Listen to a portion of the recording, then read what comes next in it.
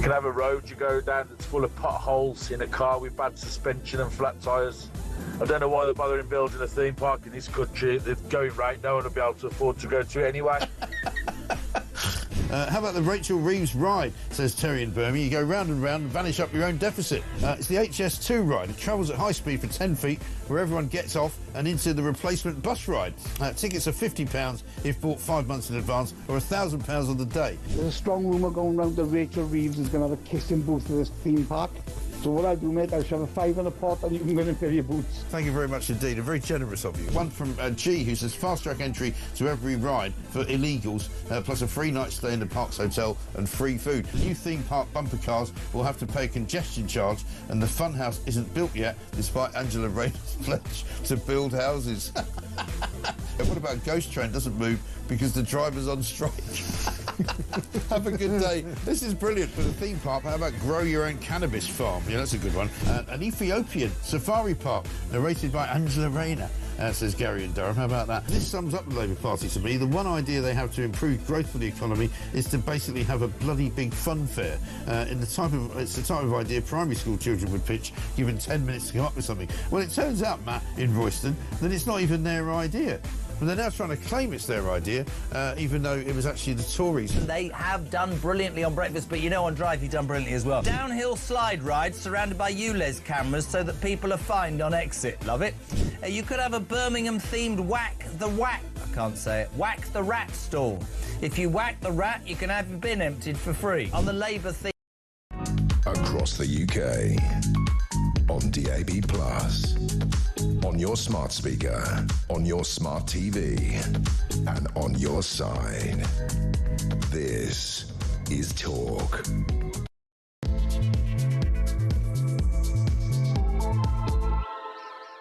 Hello, very good morning to you. Just after 6 o'clock on Sunday, June the 1st. I'm David Bull, and this is Weekend Breakfast. Good morning, Pitch and a Punch for the 1st of the month. Of course, it is the 1st of June. Welcome along. Thanks ever so much for your company this morning. Great news, as you would expect. Of course, it's Sunday. It's Say Something Nice Day today, a day that was invented with the intention of making other people's day better by spreading compliments and kind words. And if you can't say something nice, don't say anything. Yeah, rather like Dave, who just said I look like a deck chair. Also, it's Dinosaur Day today, a day dedicated entirely to the prehistoric reptiles that lived during the Mesozoic era. Now, that was a few years ago. It was 245 to 66 million years ago. It's an era that still holds enormous fascination for us. Great theme tune. Great movie, actually. Also, happy birthday to our very own Peter Cardwell, who shares his birthday with Morgan Freeman. Both of them are 88 today. Morgan Freeman is a multi-award-winning actor, producer and narrator. He was voted one of the greatest actors of all time. Happy, happy, happy birthday to you. Right, and on that note, let's move on to this hour's and today's fascinating facts. Today's fascinating facts. Well, let's start with this one. On this day in 1495, Friar John Core recorded the first known batch of Scotch whisky in Lindores Abbey in Fife. On this day in 1831, the magnetic North Pole was located by Sir James Clark Ross on his Arctic exploration expedition with Admiral Parry. And this is brilliant. I love this one. On this day in 1935, Britain introduced the compulsory use of L plates for learner drivers. Also on this day, all people who had started to drive on or after the 1st of April 1934 needed to have passed the test. Legislation for compulsory testing was introduced for all new drivers with the Road Traffic Act of 1934, but the test was initially voluntary to avoid a rush of candidates. And those are this hour's fascinating facts. David and Will, it's a breakfast thrill. Catch the vibe, it's the weekend chill. Wake up, let the good times roll. Funky little tunes that fill your soul. Well, a very good morning to you. 5 minutes past 6 on Sunday, June the 1st. David and Will, it's a breakfast thrill. That means, of course, my guest this morning, Will Kingston, political commentator at The Spectator. A very good morning to you. Good morning. Are the producers on fire this morning? That's a ripper start. It's a great start, isn't it? And, of course, you've just flown in specially from Australia, so welcome back. Thank you. Good to be back was in it Blighty. good? It was good, but I'm very happy to be back. There is, I always feel like when I'm coming back to the UK, you've got to steel yourself because we are fighting a battle, against civilizational decline, and so I'm steeling myself. Well, you say that as an Australian. I mean, obviously, the Australians are a little more ochre than we are, I would suggest. Definitely more ochre than the Brits. But it is interesting when you go back to Australia because so many of the problems that we are facing, and we'll talk about them today, boats and immigration and stagnant economic growth, all that sort of stuff. Australia's going through the same stuff, but I would say maybe just 5 years before.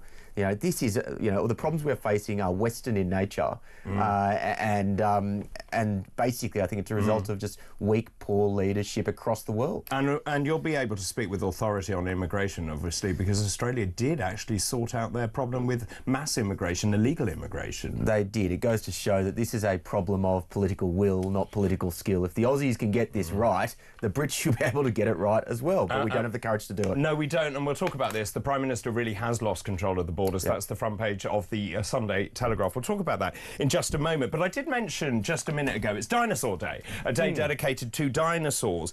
There are a diverse group of reptiles of the clade Dinosauria in the Triassic period between 243 to 233.23 million years ago. I'm slightly obsessed with dinosaurs. I asked you just before we came on air whether you were, but the answer was a fat no. No, not particularly. I was probably, out doing productive things in my childhood as opposed to, reading dinosaur books. But so I coloured them in. I made little dinosaurs. I did all sorts of things.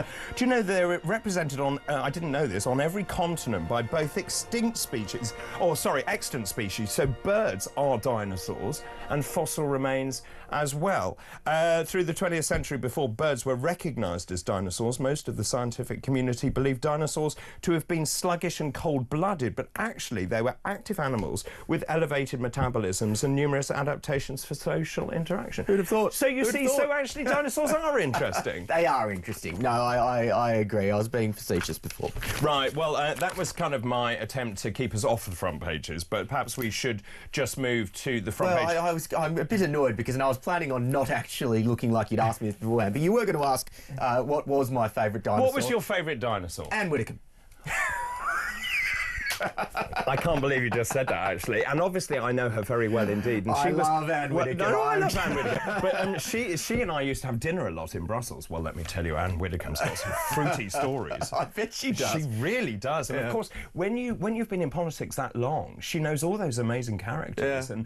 And so it was such an education to sit with her and talk about what it was like to be in cabinet and so on and so forth, and different prime ministers and so on. Yeah, she's one of the great political survivors. But anyway, that was my pre-prepared joke that I needed to get in. So shall I text Anne now and say you called her a dinosaur? I'm sure she's listening. I'm sure she gets up bright and early and listens on a Sunday morning. She does. Right, let's move on to the front page of the Sunday Telegraph. If you are just waking up this morning, this is going to make your blood absolutely boil. And I think this is absolutely right on the money. The Prime Minister has lost control of the borders. Sir Keir Starmer being accused of losing control of Britain's borders after close to 1,200 small boat migrants crossed the Channel in a single day. It gets much worse than this. The Coast Guard was forced to call on fishing boats to assist a yacht and kayaks in trouble. The Border Force vessels and lifeboats were overloaded, rescuing migrants. And of course, we now know, when you look at the latest figures, we're now up to 14,600 illegal migrants this year. That is up 30% on the same point last year. It's the highest number for the first 5 months in a year since the small boats started crossing in 2018. Just in terms of what happened yesterday, 18 dinghies left the French coast. I was absolutely shocked by the pictures. The French police sitting there or standing on the coast, watching, taking photographs, doing absolutely nothing about it. Meanwhile, and whilst obviously we want immigration to be controlled. Illegal immigration has to stop. There are young children in tears being carried by their parents in those dinghies. I mean, the whole thing is a humanitarian crisis. It's a disaster for this country, and it's a disaster for those families as well. There are young children dying at sea. Yeah, David. absolutely. This is the problem that I have with how the Conservative side of politics have handled this issue, is that they've let the left own the moral high ground. We need to let in these poor, refugees, when what their policies directly lead to is more women and, more children dying at sea as a result of drowning, mainly men dying at sea, because we know that 80 to 90% of them are fighting age men. It is a failure of messaging on the part of the Conservative side of politics for them not to own the moral high ground on this issue. I think it's also a failure of the Prime Minister, because of course, that as well. Well, I mean, he came into power, didn't he? The first thing they did was scrap Rwanda, and he said he would smash the gangs. Well, of course, he hasn't done that. He says, well, I'm going to take this get this under control, because I'm going to have this Border Security Command. We're going to have the Border Force, National Crime Agency, MI5 officers. They will get counter-terror style laws. Meanwhile, the government's response is, well, it's not really our fault. The weather's been really good. Yeah. Did you catch Dominic Cummings' entry into the debate this week on legal migrants? Tell us. So he basically made the very good point that that Starmer has made the same mistake as Sunak, in that he's bigged up this problem. He said that this is a great challenge for the United Kingdom, that that there is a danger, we're going to smash the gangs, but then he is incapable of doing the basic things that you need to do to actually solve it. So he's creating a noose for his own neck, through which he will be hung, because we will be watching, metaphorically speaking, because he will be, over the course of the summer, these boats will continue to arrive. And the thing is, and I've said that in the intro, this is a problem of political will. Of course. You can't solve this unless you leave the ECHR. That is number one. But then after that, you have to then have the guts to say, if you get on a boat and try and enter this country illegally, you will never, ever settle in the United Kingdom.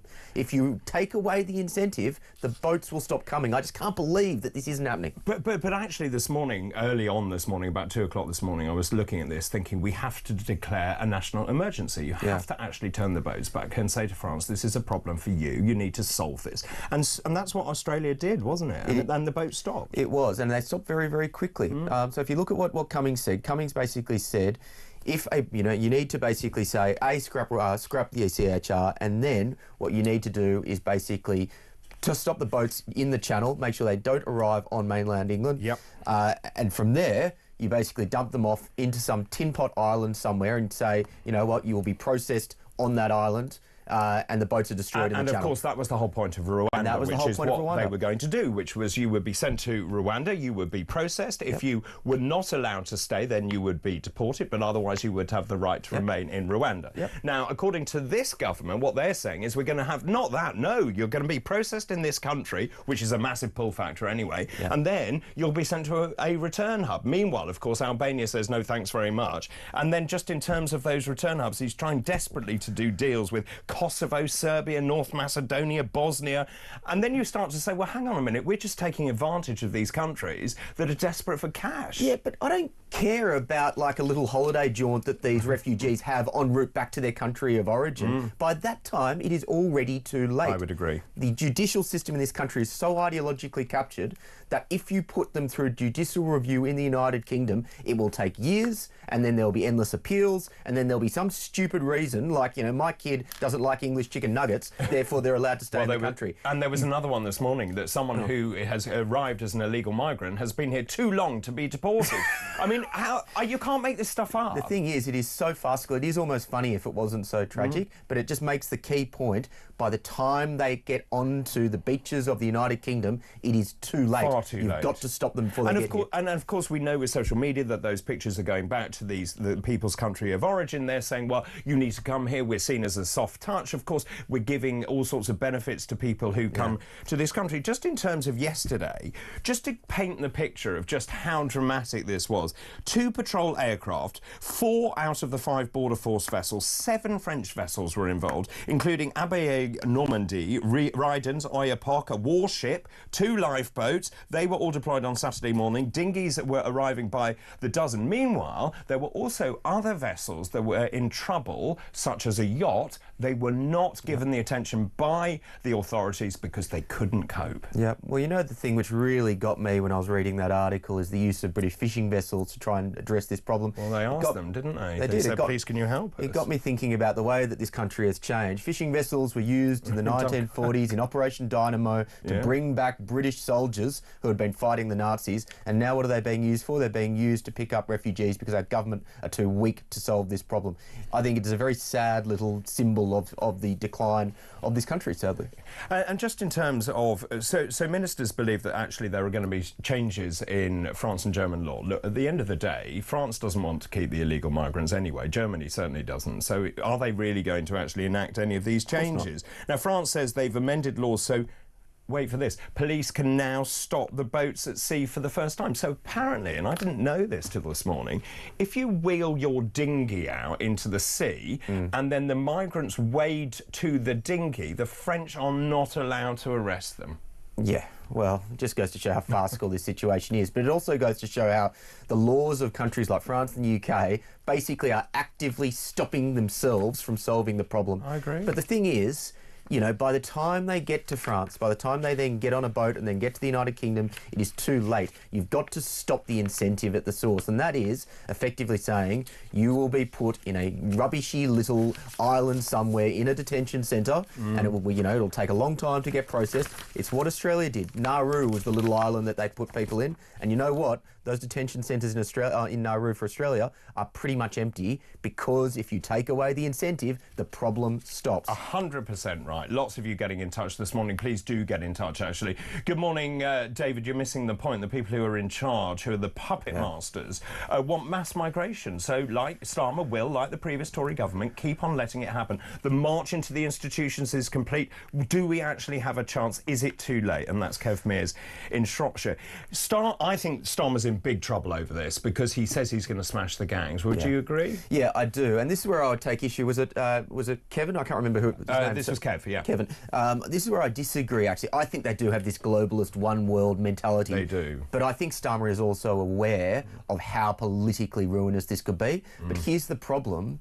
Pretty much the only belief that this bloke has is in international human rights, rules-based 100%. order. So in order to solve the problem, he has to go against the one thing which he actually believes in, and he's not willing to do it. But you see, I don't think he believes in anything. Well, and we've seen that. You know, I agree with... He's totally Captain Flip-Flop. But if there is one thing he believes in, it's this international laws, you know, human rights laws thing, and that is the one thing that he would have to go against in order to solve this problem. So it's this almost impossible situation for him, and it's entirely of his own making. Well, and of course, you see, politically, this is so toxic. We've got an election coming up in Scotland, as you know, and having flown back, you've seen, I don't know if you've seen the latest polls, which I showed yesterday, but you are seeing, and I'm going to be slightly careful about what I'm saying, you are seeing pretty much a collapse of the Conservative Party. The Labour Party is not moving. The party that's doing very well out of all of this is Reform, because they have been very categorical, saying this is a national emergency, the boats need to be turned back, it needs to stop.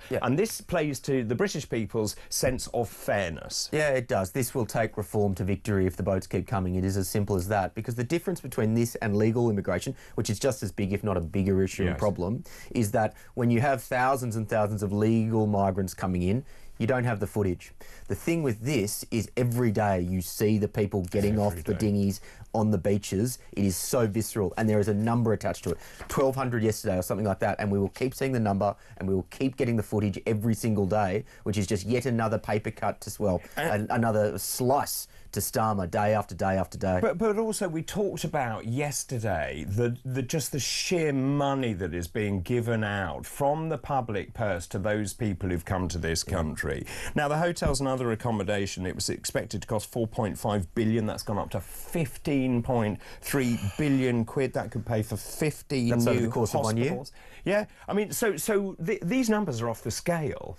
And, of course, at the same time, British nationals are fighting to pay pay their bills. We've seen Mad Ed Miliband now talking about his latest ideas in terms of trying to push net zero. Also, they want to now change the way that you're billed for your water, so that those people with more children will have to pay more for water. I mean, what sort of Victorian or Dickensian society are we now living in, where children are going to be stopped from being bathed? Yeah, well, again, this is apparently from the Labor Party, which in the past once cared about the working classes of this country, cared about the families who are having kids and contributing. No longer the case.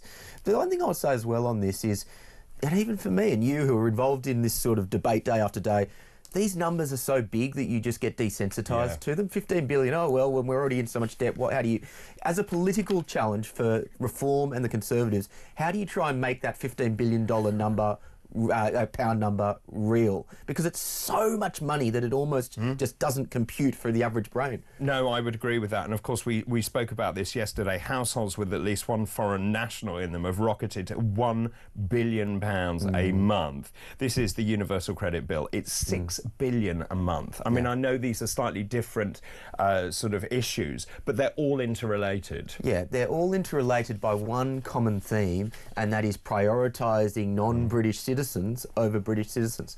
I'm not a British citizen. I don't expect this government to be giving me benefits. The fact that I'm allowed into this country and the fact that I'm allowed to work here and socialise and go to a pub on a Sunday and have a Sunday roast, that is basically the benefit that I get. And I'm very, very happy with that. Yes, the fact I would be expecting a handout above and beyond that. It is extraordinary how this has been normalised amongst the political class. And of course, yesterday we were talking to some people who messaged in saying that they've worked all their lives, they paid into the system, they then had an accident, broke their arm and so on, but they were not allowed to get any benefits because the system was basically against them to do so. And again, that's just not fair. Yeah, it's heartbreaking. Like, it really is heartbreaking. And I think the other thing Reform and the Conservatives need to do is start bringing out these human stories. In fact, that, to your point, I think answers the question we just had, is how do you make this real? How do you make £15 billion real? Get these stories out of people who are not able to get the care they need, not able to send their kids to the schools they want to because money is going elsewhere. That, I think, will be really key over the next 4 years leading into the next election. I would agree. Will, thanks very much for the moment. We'll take a break. After the break, I want to talk about this big story, which is in the Sunday Times. It's actually in a lot of other papers as well. British fighter jets to carry nuclear bombs, talking about being in a pre-war world.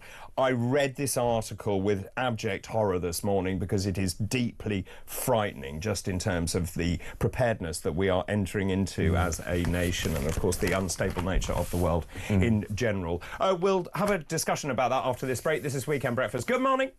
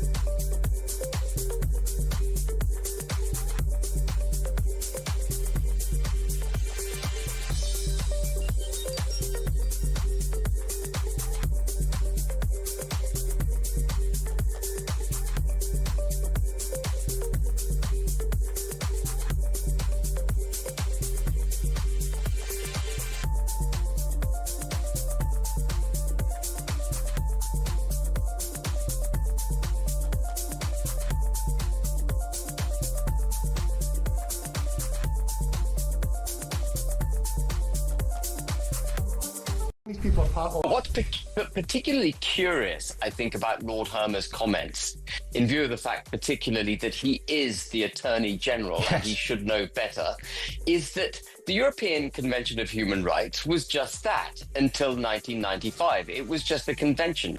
From 1949 to 1995, it had no basis in domestic law. It was a convention set up for the guidance of its members, not for the implementation of its conventions as domestic law.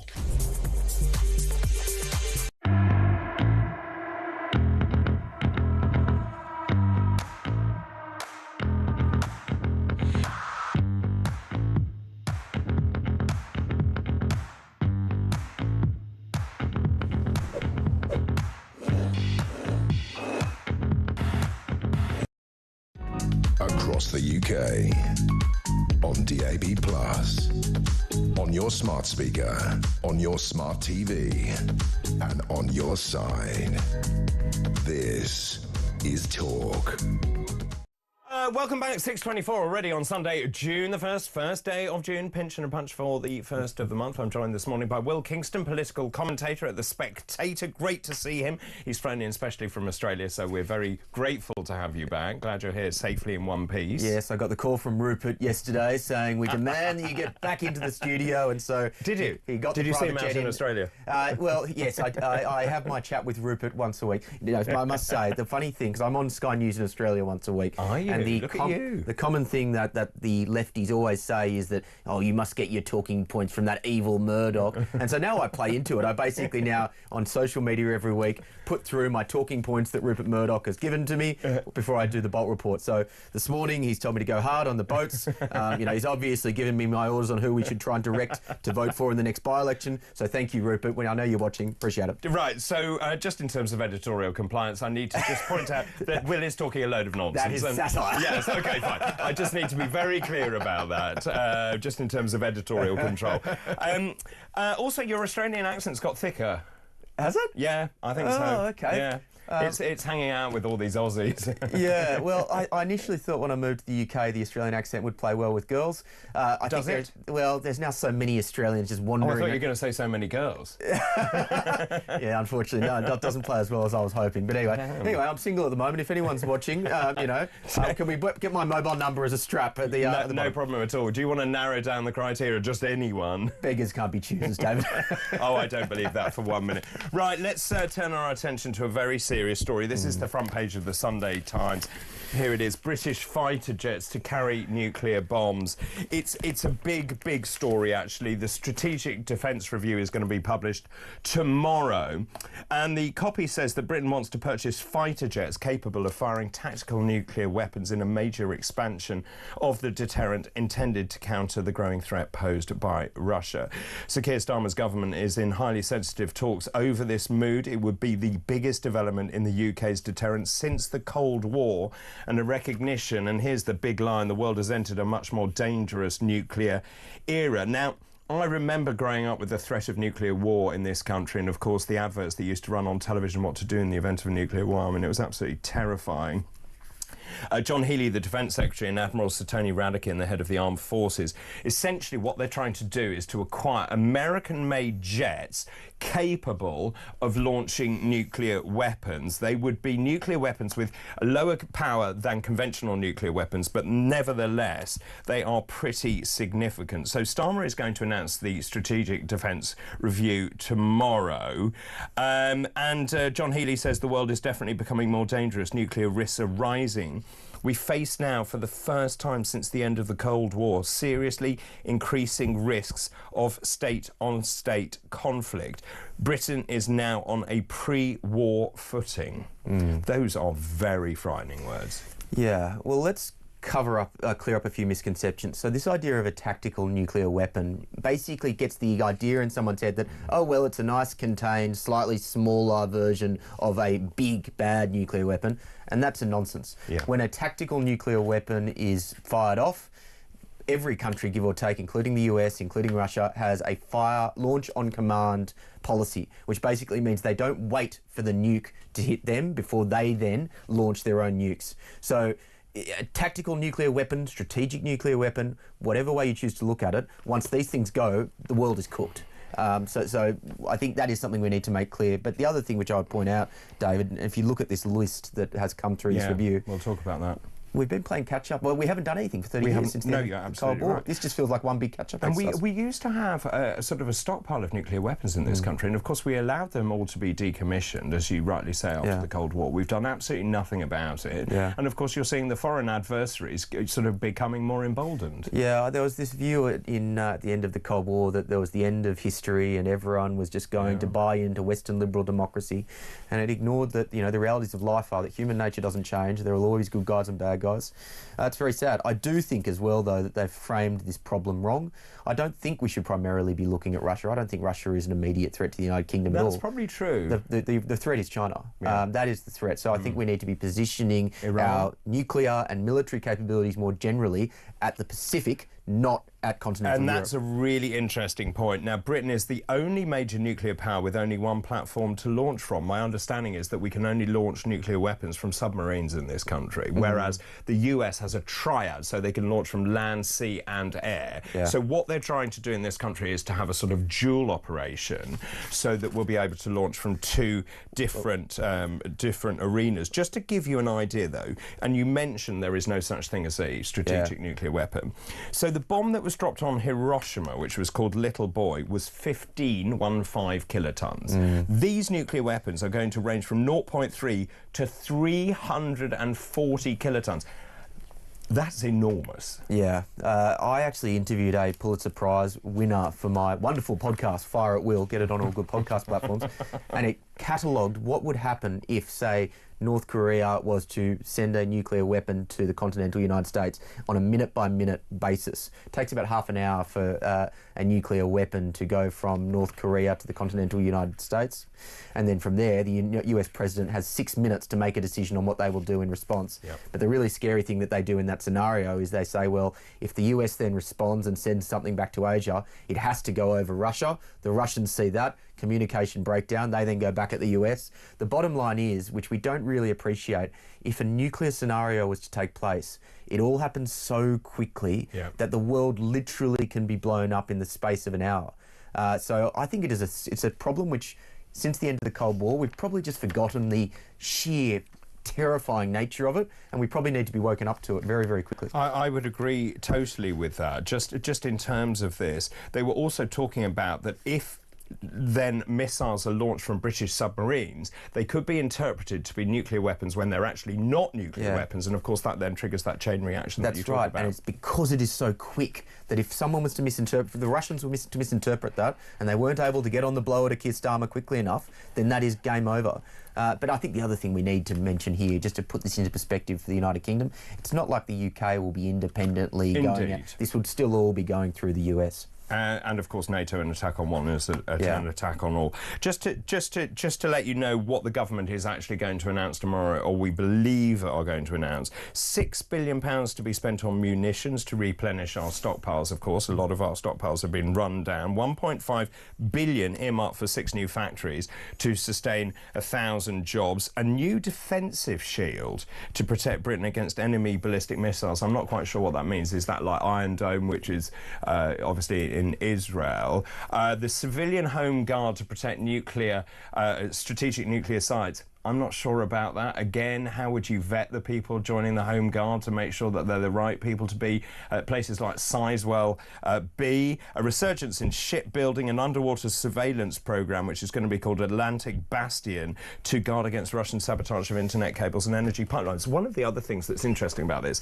is actually, in terms of warfare, cutting those internet cables under the sea would be much cleverer, strategic. It would wipe out our communication ability in this country, of course. And we've seen that, haven't we, with Russian submarines buzzing UK waters, Russian warships buzzing our waters as well. Yeah, and look, I'm not a military strategy expert, but my understanding is that countries like China and Russia are so much better with that sort of covert and cyber warfare than countries like the UK and the US, and that is why when we think about warfare in the future, we need to think about things like that as opposed to just munitions, nukes, all that sort of stuff. That is how the wars of the future, in fact the wars of the present, are now being fought. Yes, absolutely. Will, thanks ever so much for the moment. Let me just ask you a question this morning, if I may, just based on this. That big headline in the Sunday Times, it's actually everywhere else as well. It's also in the Telegraph, Britain to be war ready with 1.5 billion for new bomb factories. Here it is, British fighter jets to carry nuclear bombs. I mean, serious investment into reinforcing our munitions, but also just in terms of what we're going to do moving forward to try to keep this country safe. Just in terms of the nuclear deterrent, Does this announcement actually reassure you, or does it make you more worried? The number 0344 499 1000, the call's charged at the national rate. You can also text the word talk and your message to 87222, and you can message us on X as well at talkTV. It's interesting, very quickly, Gaza, good morning to you. Good morning, David. I love your show. Thank you very much. Isn't it strange that Labour wanted to get rid of our nuclear capability? Very good point. We're so lucky this wasn't allowed. Trouble is, we have a woke society. We live in ignorance of the danger that is in the world. It is very dangerous times indeed. Good morning, David. The UK needs to sign a defence agreement with the Americans to defend the British Isles. Only stop deploying defence forces to defend EU borders. Let the EU step up and look after themselves for a change. That's Barry. Keep those messages coming in, please. The nuclear deterrent, does that reassure you? Does it concern you? Your thoughts, please. We'll continue our conversation. I'll take some calls as well after this break. This is Weekend Breakfast. Good morning.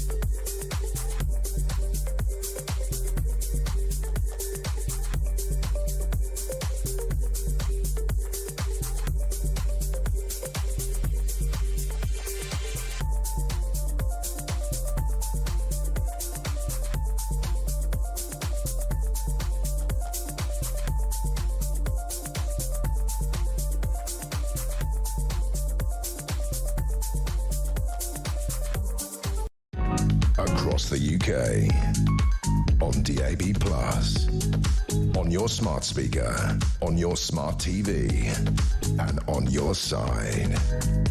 This is Talk. 6:36 already on Sunday, June the 1st. Will Kingston joins me this morning. Thanks very much for your company this morning. Let's talk about, let's just go back to the Telegraph, because obviously by training I'm a medic, and we talked about this yesterday. Actually, it's in the Sunday Times, it's in the Sunday Times. It is the first article, actually, above the nuclear story. Junior doctors threat to bring the NHS to a standstill with coordinated strikes. Now, doctors could coordinate strike action across England to cause maximum disruption to the NHS unless the government bows to their demands for a huge increase in pay. I'm going to talk about that in just a second. Let's go, first of all, to talk to Chris in Epsom about the nuclear threat facing this country. Chris, good morning to you. Morning, David. Always good to talk to you, Chris. I mean, just in terms of that story and the Strategic Defence Review, building up our nuclear capability, having the ability to launch from 2 platforms, is that reassuring, or is it deeply concerning? No, it should be of a concern to everybody, but not in the way that you're framing it as we're pushing forward. We need to be doing that, but it is unfortunate that I served in the forces. We talked about it before. We did. 79 to 85. So that was at the time of getting readiness for this type of action, and we were always trained that it would be a 3 or 4 year slow burn to war, with things gradually ramping up. Now you've got daily insertions of Russian jets having to be chased off by typhoons over the North Sea. You've got Russian ghost ships hovering over our communication lines. They're testing us all the time. Yep. Plus, the amount of cyber warfare that's going on that your guest mentioned earlier, the grey warfare that they call it, we have been, and I sent you a message about this the other day, we have been in de facto war for about 2 years. Yeah. All of our infrastructure is under attack every single day. And that's no different to having troops coming along and trying to attack a nuclear substation or an electricity substation. Yeah, look, it's a very fair point, actually. And, of course, we hear from the security services that actually just in terms of the numbers they've intercepted or terrorist attempts in this country or indeed trying to sabotage undersea cables, that actually it's probably better if we don't know just how successful they've been in terms of trying to de-escalate that or at least stopping those attacks. But just in terms of this, I mean, I think it just concentrates people's minds, doesn't it, that we are going to commit a lot more money, and I think it is the right thing, and we need to have a deterrent, which needs to be an overt deterrent. And I think, you know, the point was made earlier, or in the break, actually, that actually no country probably wants to see its own demise. So only by making sure that you're equipped, you can counter the threat from other countries. Exactly. And the thing is, David, if you binned net zero, all right, that would immediately, right, because the money that the wind farms are actually cheating out of us is a fortune, as Reece Mogg even wanted them charged with fraud, and Ofcom have been investigating. The interconnectors north to south in the sea are estimated to cost $4 billion. They haven't been done yet. And the rest of the spend on the grid to balance the grid out for this windmill and solar nonsense is estimated at $85 billion. That's estimated at $85 billion, and we know government contracts always want to double the cost. Yep. It's ridiculous. And we produce less than 1% of the carbon emissions, even if they do anything. And while China is building, and they built, in the last 12 months, they built 153 coal-fired power stations. Oh, yeah, absolutely. Right, and they're using slave labour to sell us our green material. It's absolute nonsense. It's madness. I would agree, Chris. Thanks ever so much for your call. Of course, Wes Streeting wants to electrify all the ambulances in this country, which, by the way, is an absolute nonsense because they can't actually have the distance they need. Can I pick up on a point from Chris? Yes, there? you may. He is spot on, and it goes to priorities. We can do stupid things like the Chagos surrender. We can do stupid things like net zero. We can do stupid things like putting refugee or illegal migrants into hotels when times are good. Well, I still would suggest we don't do it when times are good. But this is so serious. We are entering such a serious time, and it goes, we cannot afford all of the silly policies that are building up under this government and previous governments, I might add. We just can't afford it. That's why I think Chris put it into a very, very stark perspective.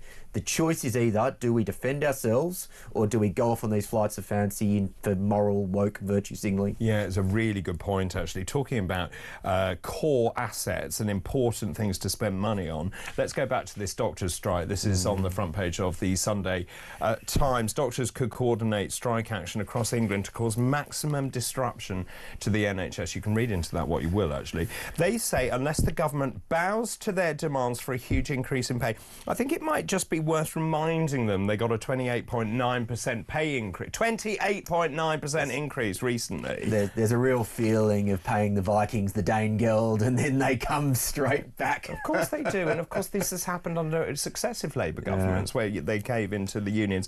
This is Ross Newald, who's 29, Melissa Ryan, 45. They're co-chairman and co-chairwoman of the Resident Doctors Committee, what we used to call junior doctors in my day, at the British Medical Association. They say doctors are being forced to consider strikes because of the Health Secretary changing position towards them. Now, they've been offered 5.4%. By the way, nurses, hard-working nurses, have been given 3.6%. The doctors have been given 5.4%. So that we're now at, what, 34% pay rise. They say, no, we want far more than that.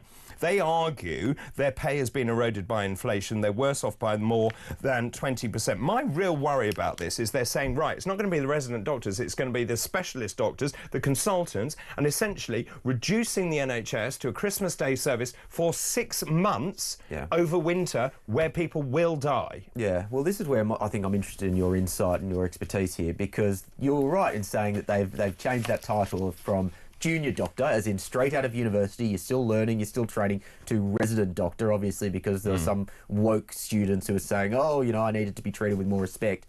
When they are a resident doctor, to what extent are they still training, learning? What do they actually really know? And to what extent are they doing? The minute you qualify, you become a junior doctor. Yeah. And you are a junior doctor until you're a consultant. So it is a bit of a misnomer. Yeah. Probably what we should have done is to call that first 2 years post-qualification junior doctor and move into residency. And then you become a consultant. But let's just, I think the average salary, according to the Sunday Times this morning, was £54,000. Now, back in my... For a resident doctor? For a resident doctor. This is what they are quoting. I'm not sure that is true because it's also dependent on how many years post-graduation you are. Right. Now, if I look back, and I know I graduated 390 years ago or thereabouts... but Talking about favourite dinosaurs. Yeah, right. But we were paid, I think, £18,000 $18,000 a year, and I did a 1 in 2.5 on call, 1 in 3 on call. So I basically did Monday night, Tuesday in hospital, then do Wednesday night, Thursday, and then you do the weekend. Yeah. Now, I could also argue that I didn't pay for my university tuition fees, which is, I think, part of the problem here, which is that they are shelling out 100k for their training, and then they have to repay it. And that's why I think what we should probably do is to enter into a contract where, and I mentioned this yesterday, whereas if you then become a doctor, you have then an obligation to stay in the NHS for 10 years, and if you do, then your tuition is then written off over those 10 years. That makes sense to me, and if it means that we don't have to then import hordes of foreign doctors and nurses, I think that seems very reasonable. But also being a doctor, and you would know this better, surely there's a bit of an implied agreement that you struggle your way through the early years and then you cash in when you start to specialise, and you also get a good pension at the end of it.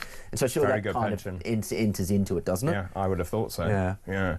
But I do wonder, are we attracting the wrong people into medicine? Also, the BMA are the ones that actually stopped the numbers of people being trained. And if you remember, under Rishi Sunak, they then increased the number of people who could train to be doctors. So that's part of the problem, is that you don't have enough people who are actually doctors, who are actually training in this country, going into the health service. The whole thing is a mess. But also, it's interesting when you look at public opinion. I was looking at this morning. So only 39% of the public actually support the resident doctors. When you compare that with before, it was over 50%. Yeah, well, I think that is because they probably go, look, guys, everyone's really struggling at the moment. Cost of living is an issue for everyone. It's impossible for everyone who is young to buy a house. It's like, basically, we know that, you've got a Hippocratic oath and you're saving people's lives and all that good stuff. But really, world's smallest violin, because everyone is doing it tough. I would agree. Let me know your thoughts on that. Lots of messages coming in. Good morning. This is Francis in Sussex. I love the show, David. That's very kind. Thank you. Do you think the government are taking us closer to war so they can say we are on war footing, so they can cancel elections in 2029 and stay in power? No. No, I don't either. David, this is Sue. Good morning, Sue. Unless they solve the migrant problem with some tough measures, we're doomed to a life of fear and anger of those in charge. We need to get a grip. We are already at war. The enemy has taken over our government. They're called the political elite, and they are totally incompetent. Do you know, actually, I don't remember a time in my life where the government was so unpopular so quickly. Yeah, well, there's that. But I think there's another really interesting kernel of truth in that, which is, if we were to go to war tomorrow, is there a sense of unity? Is there a sense of shared patriotism anymore, which would encourage people to actually go and fight? I don't think there is. And I think that is the real tragedy. That's the thing which would be the most dangerous part of any sort of war, is people would go, you know what, this country's given up on me, why should I fight for it? And of course, I've asked many young people, would you actually fight for this country? And the answer is a flat no. Yeah, and I think it's very sad. And look, if either Australia, or I would add the United Kingdom, was at serious risk of invasion, I would like to think that I would take up arms and fight.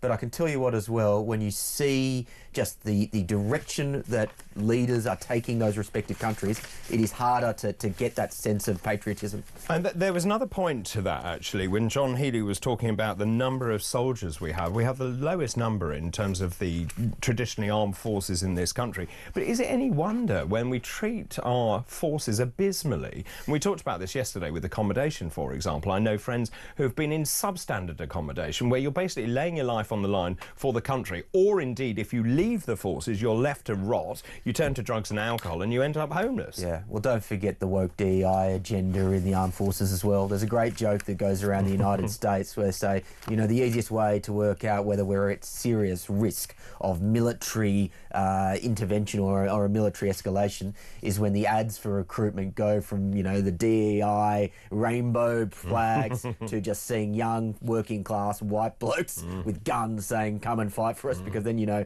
things are getting serious once again. And that's what it used to be. Yeah. I remember the British Army, be the best. Yeah, that was the strapline. Yeah, look, and this, I think actually it's admirable from people like Pete Hegseth in the United States, where they've gone from all of the woke nonsense to saying the role of the armed forces is to win battles, and we need to go back to that fundamental truth. There's been too much distraction in the United Kingdom, in the USA of late around peripheral issues. Woke lanyards. Woke lanyards, all that sort of stuff. Lots of rainbows everywhere. Yep. David, we don't need nuclear bombs. You just already said it. Just bring down the internet in this country and society would implode anyway in a matter of hours. That's Peter. Thank you for that. Good morning. Carolyn, Shoreham by Sea. We're being destroyed from within by this totally incompetent government and the invaders they're encouraging into our country, so investment in new weaponry is superfluous. Hi, David. This is Mick. Good morning to you. We're importing possible terrorists every day unchecked, so the threat from within is probably as great, if not more so, than Russia. We need to address this issue, but they don't seem to care. That's the point I made about that sort of voluntary dad's army, which is actually, we don't even know who's in this country. But isn't that interesting that that's the theme that runs through all of the listeners that were calling in or messaging in? There's obviously a real feeling of betrayal amongst the British people against the government, and it's just, you can just feel in those messages. The anger is so palpable. I would agree. I would absolutely agree. Let's take a break. After the break, I want to talk about this other article which is in the Telegraph this morning. This is about Lord Hermer. We talked about him at length yesterday, and of course saying that anyone who wanted to leave the ECHR was likened to being a Nazi. Well, he's facing fresh calls to quit after personally signing off on the prosecution of Lucy Connolly, and that's going to make people's blood absolutely boil. We'll talk about that after this break. Don't go anywhere. This is Weekend Breakfast. The time is 6:50. Good morning.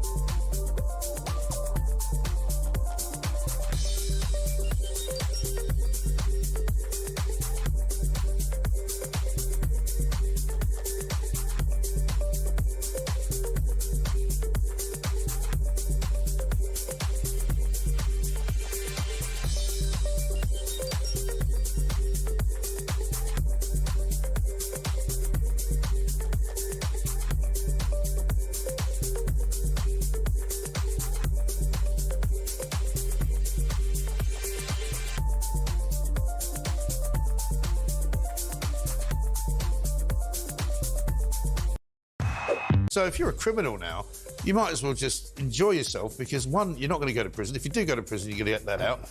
And then when you get let out, you're never getting back in. So the majority of horrible crime, and I'm sure Will attest to this, is committed by a minority of people, right? When it comes to rape and violence, robbery and so on. So if the police aren't currently seen on the streets anyway, detection rates plummet, crime goes up and up and up. When you then allow back out a huge number of people that are basically wrong-uns and are going to perpetuate loads more crime. Exactly. I think it might be a recipe for some kind of disaster. I think it would be.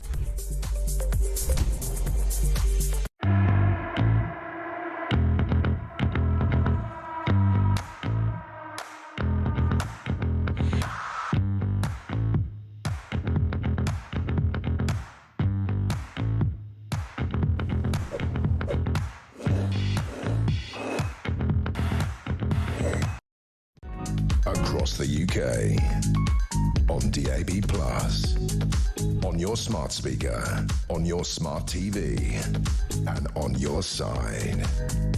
This is Talk. Welcome back. 6:53 on Sunday, June the 1st. I'm David Ball, joined by Will Kingston. Now, we spoke a lot about Lord Hermer yesterday and the calls for him to resign based on saying that anyone who supported... I mean, he gave this intellectual speech, but of course he's a member of the government. He was put in the House of Lords by his chum, Keir Starmer, and he basically likened anyone who said they want to leave the ECHR to a neo-Nazi, which I thought was a very foolish thing to say, but also just completely over the top and just morally indefensible. But anyway, this is the story in the Telegraph today. Lord Hermer is facing fresh calls to quit after personally signing off on the prosecution of Lucy Connolly. Now, we know that Lucy Connolly was sentenced to 2.5 years in prison after pleading guilty to stirring up racial hatred. We spoke about that, the fact she was advised to plead guilty allegedly in the wake of those Southport killings. We know that in this tweet, responding to the murder of 3 girls at the Taylor Swift-themed dance class, she called for mass deportation. She said she would not care if migrant hotels were attacked. Now, whilst the social media post obviously was widely condemned, it was a stupid thing to tweet. She took it down after 4 hours. Many politicians are deeply concerned about what is seen to be a miscarriage of justice. Now, here's the take this morning. Lord Hermer, who is the Attorney General, who is the chief lawyer for the government, he personally approved the 42-year-old's prosecution. He had the power to prevent that. And obviously that then lands him in even more trouble because, of course, he would have signed off on the Chagos Islands. We know he defended Jerry Adams in the past, for example. And Kemi Badenoch has weighed into this, saying Keir Starmer needs to sack him immediately. His judgment is a national embarrassment, she says. David, when I read this morning, my jaw dropped. I wasn't aware of this. The big argument that has been made by critics of the Lucy Connolly decision has been that this is political persecution.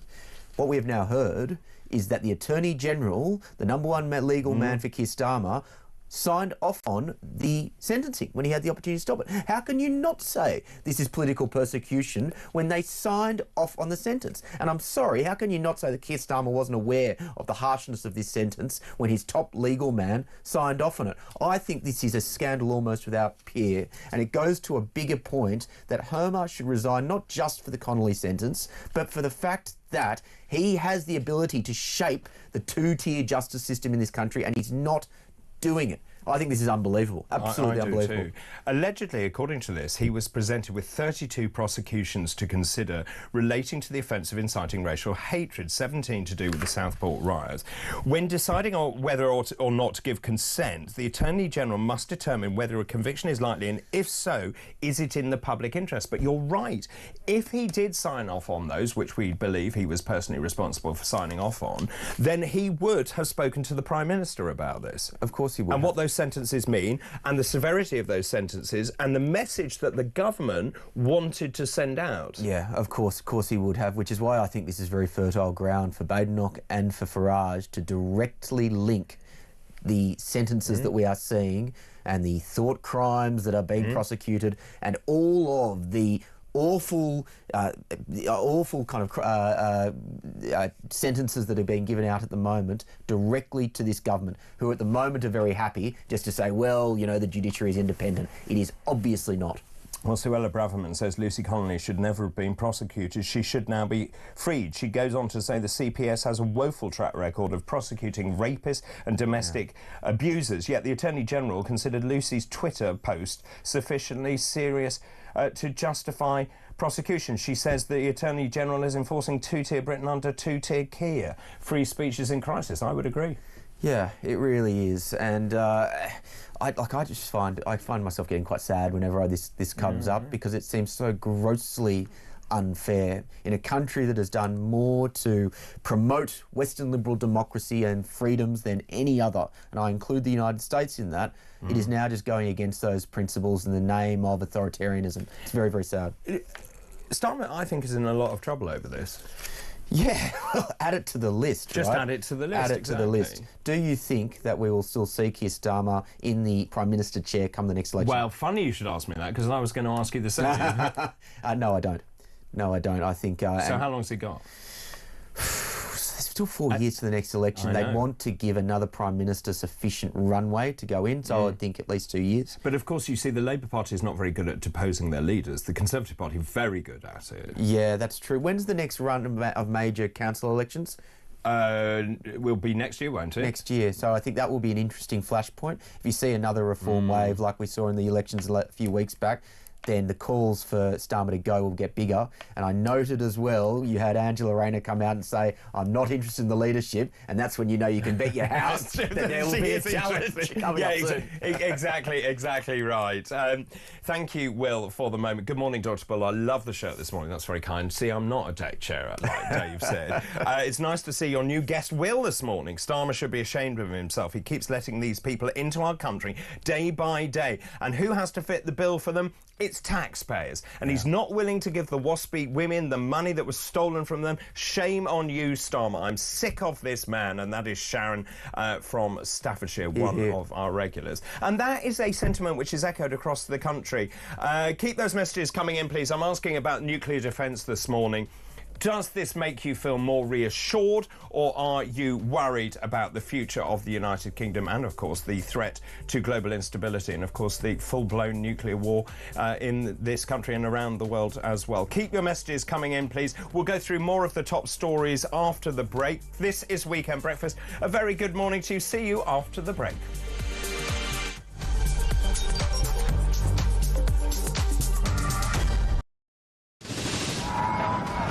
We've been talking this morning about a new theme park which is going to be built. The Universal Studios apparently going to build it in Bedfordshire. We've been asking many of you to give us some ideas for theme parks. Alison in South Wales says in the new theme park at 5 p.m. every day they could have the PIP parade. All the people driving their brand new Motability cars. Instead of the water rapids, you can have a road you go down that's full of potholes in a car with bad suspension and flat tyres.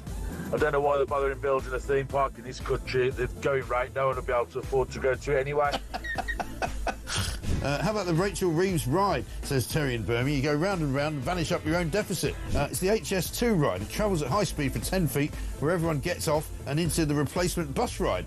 Tickets are £50 if bought 5 months in advance, or £1,000 on the day. There's a strong rumour going round that Rachel Reeves is going to have a kissing booth for this theme park. So what I do, mate, I shove a £5 in a pot and you can go and fill your boots. Thank you very much indeed. Very generous of you. One from G, who says fast-track entry to every ride for illegals, plus a free night stay in the Parks Hotel and free food. The new theme park bumper cars will have to pay a congestion charge, and the funhouse isn't built yet, despite Angela Rayner's pledge to build houses. What about Ghost Train doesn't move because the driver's on strike? Have a good day. This is brilliant for the theme park. How about grow your own cannabis farm? Yeah, that's a good one. An Ethiopian safari park narrated by Angela Rayner. Says Gary in Durham. How about that? This sums up the Labour Party to me. The one idea they have to improve growth for the economy is to basically have a bloody big fun fair. It's the type of idea primary school children would pitch, given 10 minutes to come up with something. Well, it turns out, Matt, in Royston, that it's not even their idea. But they're now trying to claim it's their idea, even though it was actually the Tories. They have done brilliantly on breakfast, but you know on Drive you've done brilliantly as well. Downhill slide rides surrounded by ULEZ cameras so that people are fined on exit. Love it. You could have a Birmingham-themed whack the rat stall. If you whack the rat, you can have your bin emptied for free. On the Labour theme park, a house of mirrors where they're all boarded up because they can't bear to look themselves in the eye. I've got a great one for you, mate. This is for the is this for the Universal theme park run by Labour? Moat right around the park. Yeah. With loads of dinghies. Call it the channel and say anyone who can break in, all is free. Imagine the Scouts to say you can break into a theme park for free. Hi, Jeremy.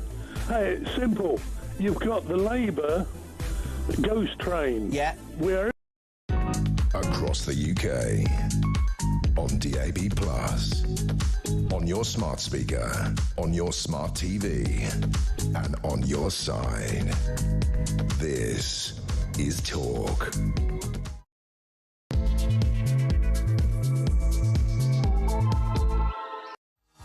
Very good morning to you. Just after 7 o'clock already, an hour in, 3 hours to go. Pinch and a punch for the first of the month. Of course, it is the 1st of June. A very good morning to you. Thank you for your company this morning. Great news this morning if you are just waking up. The sun is out. It looks like a great day, certainly here in London, but also across the country. It's also Say Something Nice Day today, a day that was invented with the intention of making other people's day better by spreading compliments and kind words. Just say something nice to me. Oh, Nonny Mac, how I miss you. It's Dinosaur Day today. Yes, a day dedicated to the prehistoric reptiles which lived during the Mesozoic era from 66 million years ago to 245 million years ago, an era that still holds enormous fascination for us. And also happy birthday to Peter Cardwell, our very own Peter Cardwell, talkTV's Peter Cardwell, who will be here later on. He shares his birthday with Morgan Freeman. I want to say both are 88. Of course, Peter is much younger. Morgan Freeman is a multi-award-winning actor, producer and narrator. He was voted one of the greatest actors of all time. Happy birthday to you. Happy birthday to you. Happy birthday to you. Ping pong. Right, let's move on to this hour's fascinating fact, shall we? Today's fascinating facts. The show that never fails to disappoint. Right, let's move on. Right, this hour's fascinating facts. On this day, in 1533, Anne Boleyn, Henry VIII's new queen, was actually crowned. On this day, in 1879, the death of Napoleon, the Prince Imperial, also known as Louis Napoleon Bonaparte, the last dynastic Bonaparte. After his father was dethroned in 1870, he relocated with his family to England and served with British forces in the Anglo-Zulu War. He was killed in a skirmish with a group of Zulus. He's buried in Farnborough in Hampshire. His death destroyed the hope of the restoration for the House of Bonaparte to the throne of France. And on this day, in 1946, television licenses were issued in Britain for the very first time. They cost a whopping £2. And those are this hour's fascinating facts. Wake up, it's time to play. David and Will, they'll light your way. With laughter and facts, you're in for a treat. Weekend mornings can't be beat. Well, a very good morning. 5 minutes past 7 on Sunday, June the 1st, of course, as that lovely little ditty gave away. I'm joined by Will Kingston, political commentator from The Spectator this morning. Good morning. Good morning, David. I actually want to know, with our production team, talking about Say Something Nice Day, they're doing a cracking job. Is that some sort of cool, funky AI technology, or do we have someone actually doing that singing in the back? We've got lots of singers sitting next door, just ready to go with, no, it's AI. Yeah, it's impressive, isn't it? Well, Dave's very impressive. Dave does it all himself. Yeah, well, look, we are slowly putting ourselves out of a job, but, you know, in the meantime... Well, isn't that the truth, actually? It's not my favourite jingle. My favourite one, I think, comes on at 9 o'clock today, so that... well, we could... No, we'll do it later. I've got to leave people in suspense. Yeah. Well, a very good morning to you. If you are just waking up, we've been talking about the big stories of the day. Let me just show you the front page of the Sunday Telegraph. The Prime Minister has been accused of losing control of the borders. I mean, just look at that picture. We've got all of these young men of working age, crammed onto a dinghy sailing across the English Channel. Close to 1,200 small boat migrants crossed the Channel in a single day. The Coast Guard was forced to call off fishing boats to assist a yacht and kayaks in trouble. We've now got 14,600 people crossing illegally into this country. That is up 30% on the same point last year. Of course, Keir Starmer said, I'm going to smash the gangs. Well, you're not doing a very good job, are you, Keir? We've seen the highest numbers for the first 5 months in a year since the small boats started crossing in 2018. The Tories described this record as a day of shame for Labour and said Britain has become a nation reduced to chaos on the high seas. I'm not sure they have the moral high ground necessary. And as I said, Sir Keir Starmer has pledged to smash the gangs. He says, right, Rwanda isn't going to happen. Of course, he abolished that on day one of his incumbency. He says it's going to be greater international cooperation, a new border security command, border force, the NCA, MI5 officers. vested with counter-terror star police powers. We've given 500 million quid to the French, who sit around smoking a gauloise doing absolutely blinking nothing. Yeah, it's tragic, isn't it? And you mentioned that they were all fighting-age men. These gangs obviously don't have gender quotas for their dinghies. And it goes to show the basic point, which these are, in all likelihood, economic migrants, not genuine refugees. And it really does annoy me how so many people on the left, who are apparently being kind and compassionate, somehow think that that is just not the case. Farage has tweeted, on the day we learned that migrant benefits cost us £1 billion a month, many hundreds are currently crossing the English Channel. Labour are ruining our country. Just in terms of just the operation they had to mount yesterday, there were 2 patrol aircraft, 4 out of the 5 border force vessels, 7 French vessels, also a warship, 2 lifeboats, all deployed to deal with an invasion. Yeah, that's what it is, an invasion. But with all those boats, why can't they stop them from entering the English mainland? Yeah, actually, I'll answer my own questions. Because of the done ECHR, and so they are forced to do it. That should be step number 1. Now, it's interesting you mentioned the ECHR. Well, I was looking back. Yvette Cooper, you know, they keep saying, oh, we're going to look at this, and we are proposing that you can't use Article 8 of the ECHR. Well, you haven't done that, have you? Yeah. We're looking at offshoring schemes. So the idea being you will then be processed in this country and then sent to these offshore countries, which are Kosovo, Serbia, North Macedonia, Bosnia-Herzegovina. Albania said, no thanks, not very keen to be involved. Yeah, that's not processing. It's not. That is a little holiday in the Balkans. Yes, before you then, nice. It sounds quite nice. Yes. Before you then go off to whatever country you came from. Yeah. It is just a complete... it is a complete gaslighting from this government. But of course, as we said, there is, and I have to be careful, we're sort of in purdah for this, but there is an election taking place in Scotland. It will be very interesting to see how that plays out in terms of the result of that. And I think people have actually lost their temper. They've had enough of this. Yeah, well, you only have to look at the recent elections to see how it played out in terms of the election. Like, this is a political gift for Nigel Farage because the footage is so obvious and you see it every day, day after day. It's just another punch and another punch and another punch to this government, and they keep coming. And they deserve it because they brought it on themselves. Yeah, I mean, and also you see, I mentioned the fact is the French are sitting there smoking a gauloise and not doing anything, but it's pretty accurate. And I mentioned this earlier, so I didn't know this. The French are not stopping the boats, and so the people smugglers have realised that if they wade out with these dinghies out into sort of waist-high water, and then the migrants then wade out to the dinghies, the French won't stop them. Yeah. And again, it is this just legal web that we have all just built up in these countries that hamstring us from doing anything. And they say, well, the French say, well, we're going to do something about it. Well, I wish you'd get on with it. They say they've amended laws so the police can stop boats at sea for the first time. Why weren't you doing it earlier on? But what's the incentive for them? There is none. There is none. It basically says, right, OK, Britain, it's your problem now. They're more than happy for these boats to go over the channel. Yeah, well, also they... Oh, here we are. This was what I didn't know either. Facilitating people's smuggling, this is in Germany, is technically not illegal if, wait for this, if you are not an EU member country. Yeah, right. Well, look... So, of course, they're getting their own back, aren't they? Yeah. Well, there's that. There's also just the historic guilt in Germany, which continues to play into the policies that they make today to their detriment. Yeah. Let's talk about the front page of the Sunday Times as well. This is a very sobering article. British fighter jets to carry nuclear bombs. We talked about this. The Strategic Defence Review is going to be unveiled tomorrow, actually. Britain wants to purchase fighter jets capable of firing tactical nuclear weapons in a major expansion to the deterrent intended to counter the growing threat posed by Russia.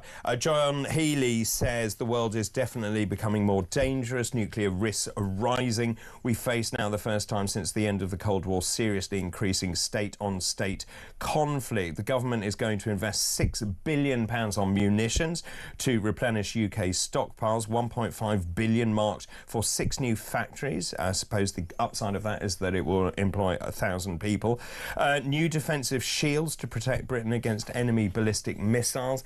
the re-establishment of a civilian home guard, a resurgence in British shipbuilding. The Royal Navy now wants to increase the number of destroyers and frigates up from 14 to 25. A new underwater surveillance program known as Atlantic Bastion, overseen by the Navy to guard against Russian sabotage of internet cables, and also fixing the armed forces recruitment crisis. I do wonder what successive governments have been doing asleep at the wheel.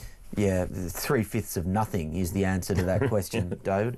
And this is the point. It just like this all sounds like, again, to a non-expert, all sounds like good necessary stuff. Yeah. But it all sounds like good necessary stuff which should have been done over the last 30 years, and now we're playing catch up. And we spoke about this after the Cold War. We just allowed our stockpiles to diminish. We did nothing about it. And you made a very good point, which is we sort of lulled ourselves into this false sense of security that armed nuclear conflict is over. Yeah, the end of history. Everyone's just going to get on, and everyone's going to be nice Western liberal democratic friends. And people like Vladimir Putin and Xi Jinping have proven that human nature doesn't change. There's always going to be good guys. There's always going to be bad guys. And the way you stop the bad guys is by showing strength. Yeah, and also, this is the bit, I mean, this is the sort of nerd in me. When you look at the Hiroshima bomb that was dropped, it was called Little Boy. It was 15 kilotons. I mean, it was a significant weapon. They're now talking about building these bombs up to 340 kilotons. There would be nothing left of anything. No, of course. And the thing is, the human brain can't compute the devastation that that would cause. You can't call a tactical... the term tactical nuclear weapon is a furphy, because any nuclear weapon... What? Furphy? A furphy. That's a great word. When you heard that one, it's a furphy. It's a... Is that an Australian word? Yeah, I didn't think it was. It must be. It might be. I think it is. A furphy. It's a sham. Right, yeah, no, it's a great word. Yeah. Maybe it's just my ignorance. Well, word of the day. We should start a new little segment. Word of the day! Yes, I like that. Get the jingle going, Ted. Yes, word of the day and a board. A tactical nuclear weapon would lead to absolute destruction and retaliation, which would be the end of us. It would. Shall we move through, actually, the rest of the front pages? Do something a bit brighter after nuclear annihilation. Yeah, well, exactly. Also, I just want to talk about another story. Junior doctors are threatening to bring the NHS to a standstill. This is from July to January. Now, it's worth remembering they already got 28.9% pay increase, which one might argue is a very significant pay increase, particularly when you look at SMEs and what they're paying themselves. But anyway, the doctors want more. They've been offered another 5.4%. Nurses have been offered 3.6%.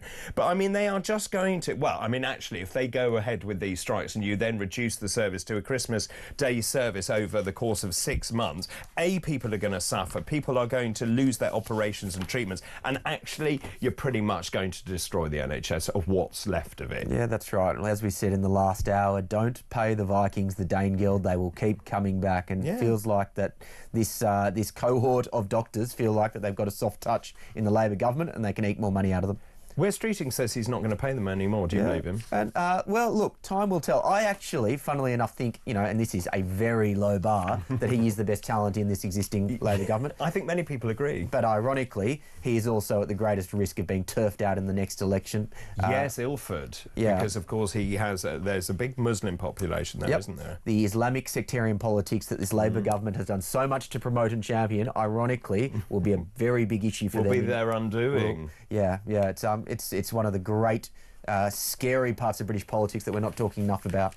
Yeah, I would agree with that, actually. We need to start talking about that, the rise of sectarianism again in the United Kingdom. Yeah, and it's very much a thing. You saw it, a couple of years ago now, 18 months ago, in, was it Leeds, that councillor screaming Allahu Akbar after he won election. Islamic sectarian politics is a very real danger. And the thing with non-compulsory voting, which is different to Australia, which has compulsory voting, is if you can mobilise a group of 10 to 15% of voters who believe in one ideology, like Islam, for example, that's enough to turn an election. I've mentioned this story before. I was with Richard Tice in East London, where there is a big Muslim population, and we saw piles of ballot papers. This is before you had voter ID, but piles of ballot papers being carried by young men who had gone round those Muslim families. Many of the women were not, maybe, I don't know whether they were allowed to vote, but certainly their grasp of English wasn't particularly good. And of course, you have bulk vote, sort of getting bulk votes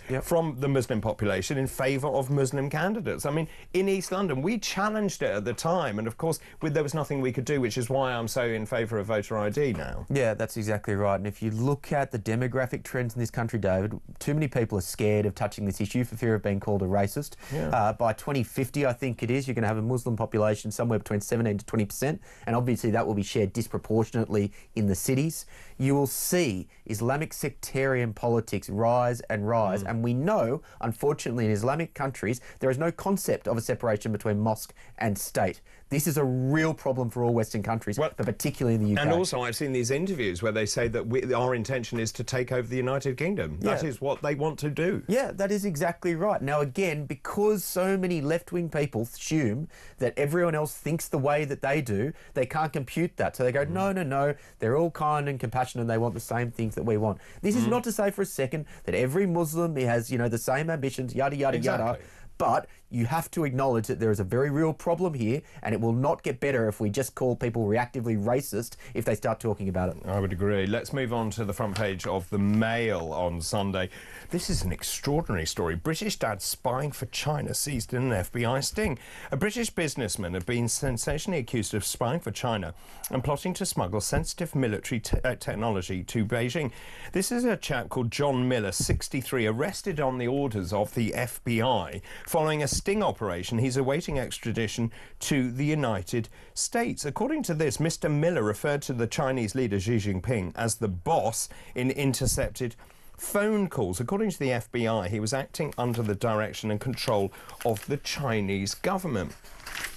Now, he lives in a rather nice 5-bedroom, £1.5 million home in Tunbridge Wells. The neighbours absolutely bemused by what is going on because they thought these were a respectable family. His wife volunteers at a local church. The couple's daughter attends a leading public school. I mean, it is something out of a spy novel. Yeah, whenever spies come up, I'm reminded of that Blackadder episode where Melchett is talking about the spies, and he's referred to the German spies, and he goes, "Hun, rotten weasels, they should hang." And then Blackadder says, and then the British spies say, "Heroes, brave heroes." So look, yes, I've got no sympathy for this man, but obviously this stuff happens, and I also think people would be shocked to know how effectively the Chinese have infiltrated the administrative and political arms of the United Kingdom, as they have in Australia, as they have in the United States. They do it better than anyone else. Mr. Miller apparently allegedly tried to buy military hardware in the US for the People's Liberation Army, including missile launchers, air defence radars, Black Hornet micro-drones that can fly within feet of enemy soldiers and enter buildings to spy on troop positions. Excuse me, he also attempted to procure, excuse me, a handheld device approved by America's National Security Agency for severe communication of classification and sensitive national security information. I mean... Yeah, well, again... He deserves everything he gets. He deserves everything he gets, but unfortunately I think there are many more people like him who are living in nice houses around the United Kingdom. So do I. Well, thanks very much for the moment. I'm asking this morning, the nuclear deterrent, the increase in spending, the strategic defence review, does that reassure you this morning? Does it make you increasingly concerned about the future of the world? The number 0344 499 1000, calls charged at the national rate. You can text the word talk in your message to 87222. You can message us on X as well. After the break, we'll go through the rest of this morning's front pages. Don't go anywhere. This is Weekend Breakfast. Good morning.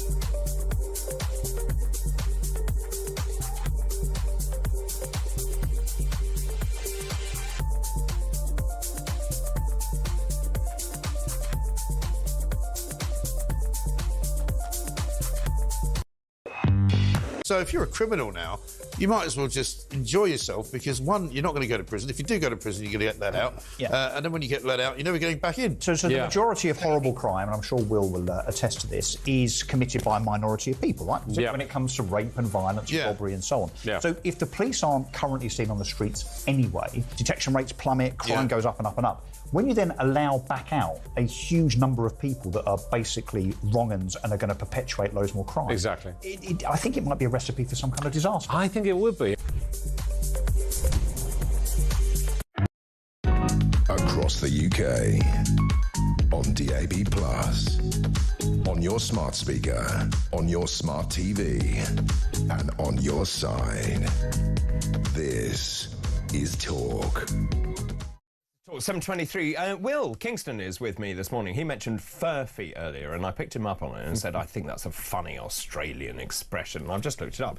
And furphy is an Australian slang term that refers to a false report or rumour. It can be spelled F-U-R-F-E-E or F-U-R-P-H-Y. Yeah, I wasn't sure it actually was an Australian word. In fact, I worked in the US. It's an erroneous or improbable story. It's a goodie. I worked in the US for a period and they didn't understand a quarter of what I said. Obviously, the UK, the Aussies and the Brits are more aligned culturally, but there's still obviously the odd word like that, which has slipped through the net. Well, of course, and when I lived in the States, you realise they have a very small lexicon.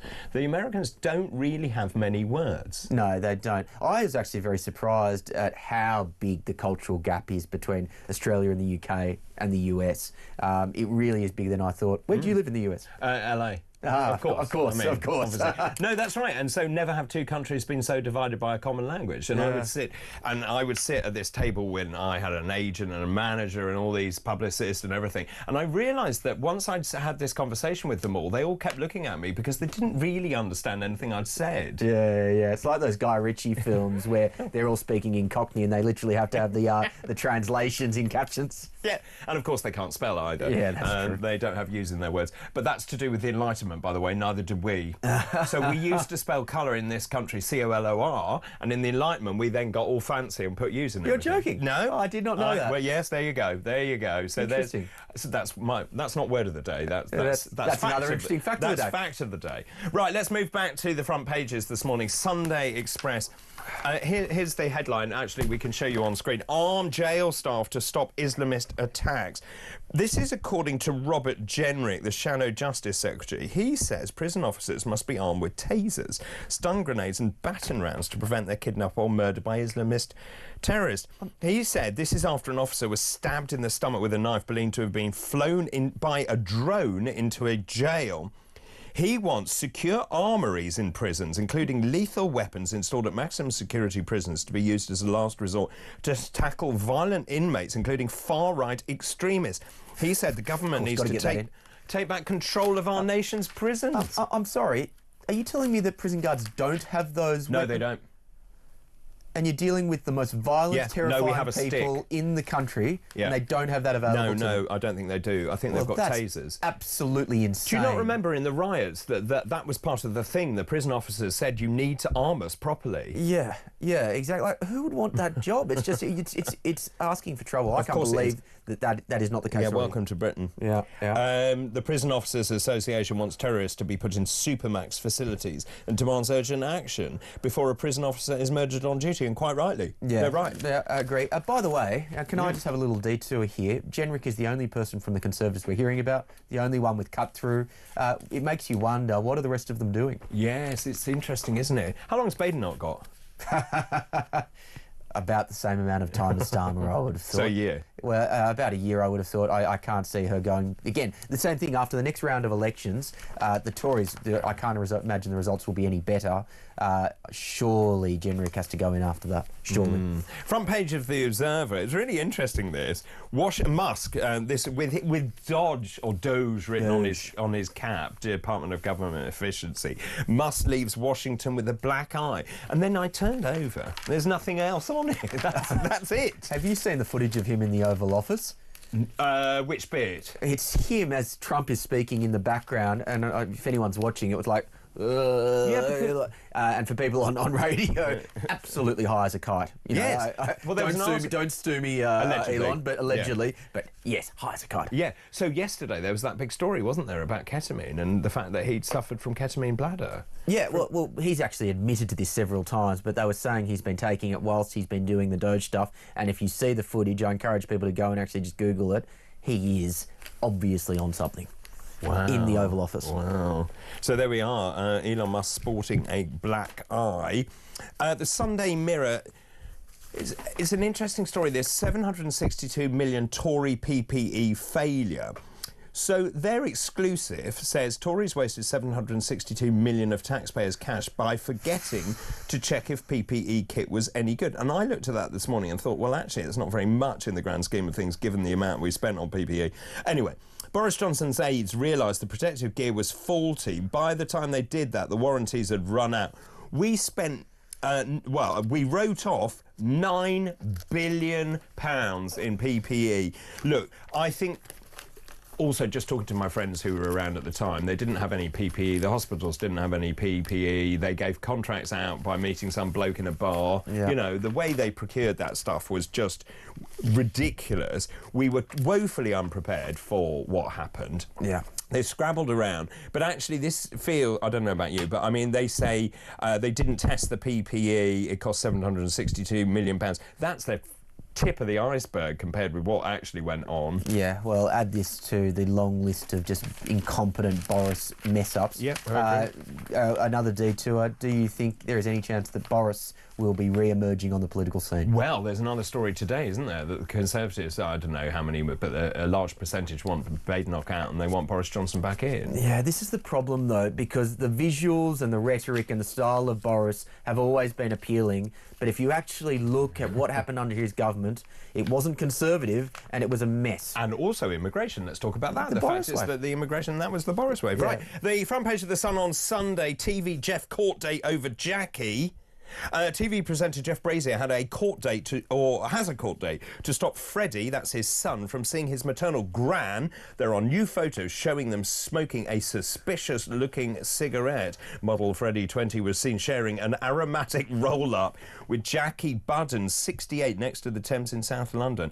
A source said that Jackie's influence over Freddie is harmful to his overall well-being. And this is a story that I resonate with. The Daily Star, pains in the grass. Selfish Brits are sparking turf wars and fallouts during the warmer weather by mowing their lawns at the crack of dawn. Now, I would concur, because I get woken on my day off by people cutting the grass at some ungodly hour. And gun-ho gardeners are risking a breakdown in lawn and order. Very good. The Daily Star still got it. Yeah, firing up their mowers at the crack of dawn. Now, 1 in 5 people wouldn't think anything about firing up the mower before 8 a.m, which I think is far too early. But wait for this. Thousands of people are cutting the grass before 7 a.m. It feels like a passive-aggressive act, doesn't it? If you've got a neighbour that you really hate, just getting up at 6 a.m. and... 5 o'clock, I'm getting on your sit-on mower and I'm going to... Yeah. And apparently there is no law in the UK that says exactly when you can make a racket outside and when you can mow your lawn. Really? Yeah, Surely, apparently not. I would have thought it's like breach of the peace. Yeah, well, look, now you've mentioned it in this nanny state. Tomorrow that'll be the way they'll try and distract from the gangs, is we need to crack down on the early morning mowers. But it's not even that, and people chainsawing trees at like 6 o'clock in the morning. What's wrong with you people? Yeah, look, but again, let's make this a community issue. I would agree. As opposed to another thing that the government can just jump on. I would agree anyway. It's my big bugbear, this. Anyway, Will, thanks very much for the moment. Now, we're giving you the chance to win FIFA Club World Cup final tickets thanks to our friends at DAZN. Here is everything that you need to know. Hi, it's Jim White here. Here at talkSPORT, we're gearing up for the Club World Cup in the United States. And to celebrate, we've got 2 tickets to the final in New York on July the 13th to give away. We'll sort flights, accommodation, and give you £5,000 spending money to spend however you like. 18 plus, UK excluding Northern Ireland. All you have to do to enter is text the word football to 83338 by the 13th of June at 11 p.m. and you're in the draw. Text costs £2 plus one standard network rate message. You must have the bill payer's permission or send your name and number by post to Club World Cup Final Prize Draw, PO Box 3190, Colchester CO2 8GP, to arrive by 5 p.m. on June the 18th. This is a TalkSport limited competition run on TalkSport Talk and Virgin Radio UK stations. Full terms and conditions at talksport.com.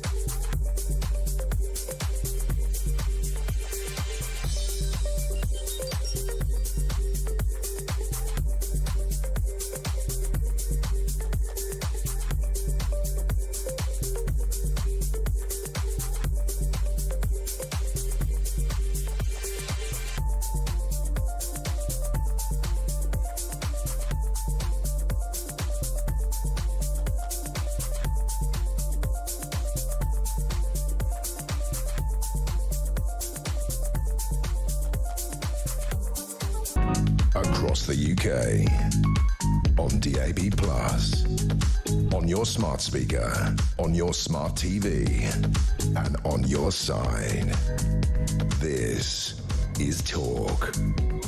At 7:34 already, 1 hour 34 minutes in. Will Kingston joins me this morning. We've been talking about all the big talking points of the day and of course all the big press stories this morning. So many of you getting in touch. I'm asking about this nuclear defence strategic defence review which is going to be announced tomorrow. Just in terms of nuclear defence, does that reassure you or does it actually worry you? The number 0344 499 1000. You can text the word talk in your message to 87222. You can message us on X as well at talkTV. Dr. David, so Starmer wants to build more warships and a 24/7 armaments factory, does he? Has he asked China if they will sell us the steel we need? Communist China isn't our greatest threat. The greatest threat to this country is Red Ed Miliband, who will eventually bring us to our knees. That's Chris in... I never know if you're Chris Newbury or Chris in Newbury. But anyway, Chris, good morning. Good morning, Dr. D. This is Ed from Thurrock. Without being implemented, Sunak's Rwandan deal was beginning to act as a deterrent. I would agree with that, actually.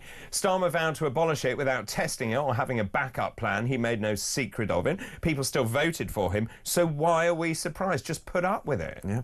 Fair point. It's hard to argue with. No, and you did see the numbers come down, didn't you? Yeah, you did. Again, the point is it was a disincentive. No one wants to be put in a detention centre in Rwanda. All we needed was to wait a couple of months to see that disincentive play out. Exactly right. Mary is on the line from Cyprus. This is like Eurovision. Good morning, Mary.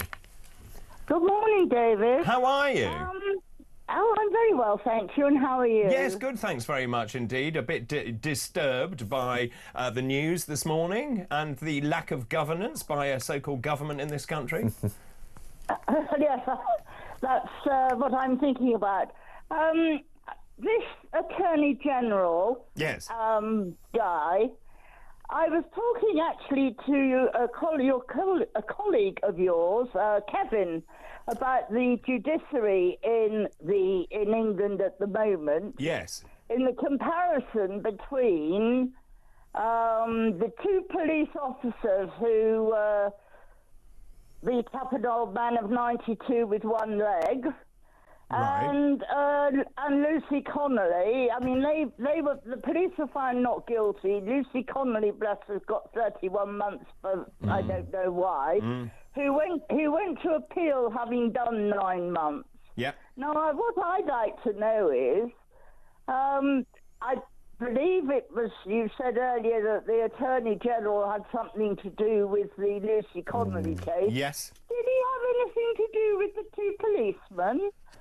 I don't know is the honest answer to that. I can try and find out for you. But ultimately, he is the person who is responsible, who signs all of this off. Yeah. So, well, it's not very fair, is it? And he's obviously another case of two-tier. Care. I mean, and Will made this point, actually, which is if Lord Hermer signed off on it, which is exactly what we think happened, then the Prime Minister would also have known about it and signed off on it and agreed that that was a proportionate sentence. Yes, exactly. I mean, is it fair? I mean, who am I? I'm just an old lady who's an expat living in Cyprus. Sounds lovely. But to me, listening to this, I mean, I was brought up, as a child, that you could trust the police and you could trust the law. But it's all gone up the chute, hasn't it?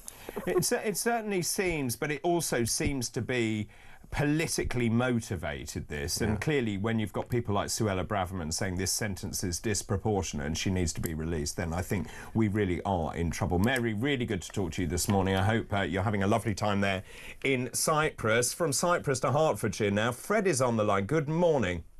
Morning, Doctor. Not so bad, thank you. Good. Two very quick things. One, in relation to the resident doctors, am I right in believing they are also on non-contributory pensions? Oh, that's a very... I can't answer that, but certainly their pension agreements would be good. Yeah, so of course if they got this additional pay rise, that would go up even more as well. It would, yes. Which nobody seems to discuss the full package. No, I think that's absolutely right. And also, I think the point is, and whilst I understand that junior doctors, or now we have to call them resident doctors, work hard, although not as hard as they used to, but anyway, that's a moot point.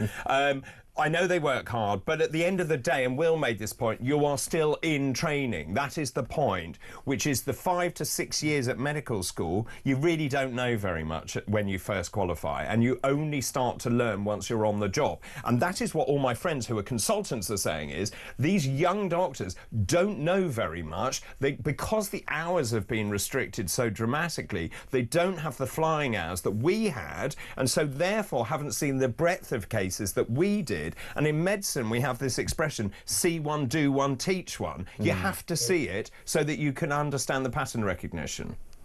Yeah.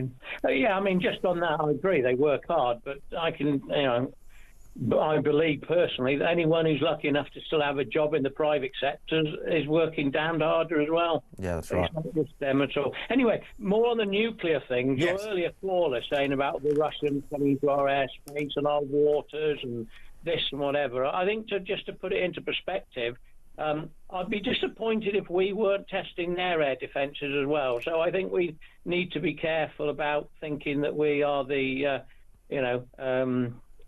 only ones who are being... The paragons of virtue. Yeah, so, I think just on to be balanced, I'd be disappointed if we weren't testing them in various areas as well, cyber, and I can't believe that we're not. It's a very good point. Of course, we don't know what our covert operations are, do we? We have no clue. Yeah. Really good to talk to you. Thank you, Fred. Really good to talk to you this morning. I'm asking this morning on nuclear defence, making sure that we actually commit to having more nuclear weapons, bigger nuclear weapons, that we have the ability to launch from at least 2 different platforms. How does that actually make you feel? Of course, we're talking about creating something like 1,000 jobs, or if not more, in terms of shipbuilding as well. And I think we need to get back to building ships in this country as well.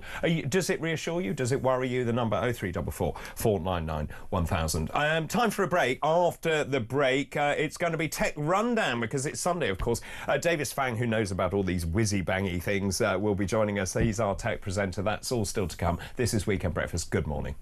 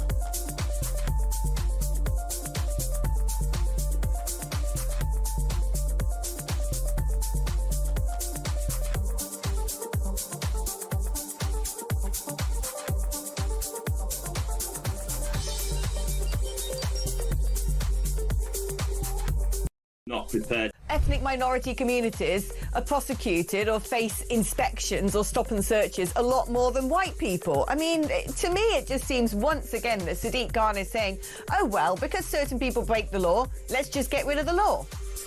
Well, the thing with Sadiq Khan, he has never approved of stop and search. He's never liked it. And the truth is, stop and search is a very, very important tool for the police to be able to stop people and see what they're carrying, whether it's knives or cannabis.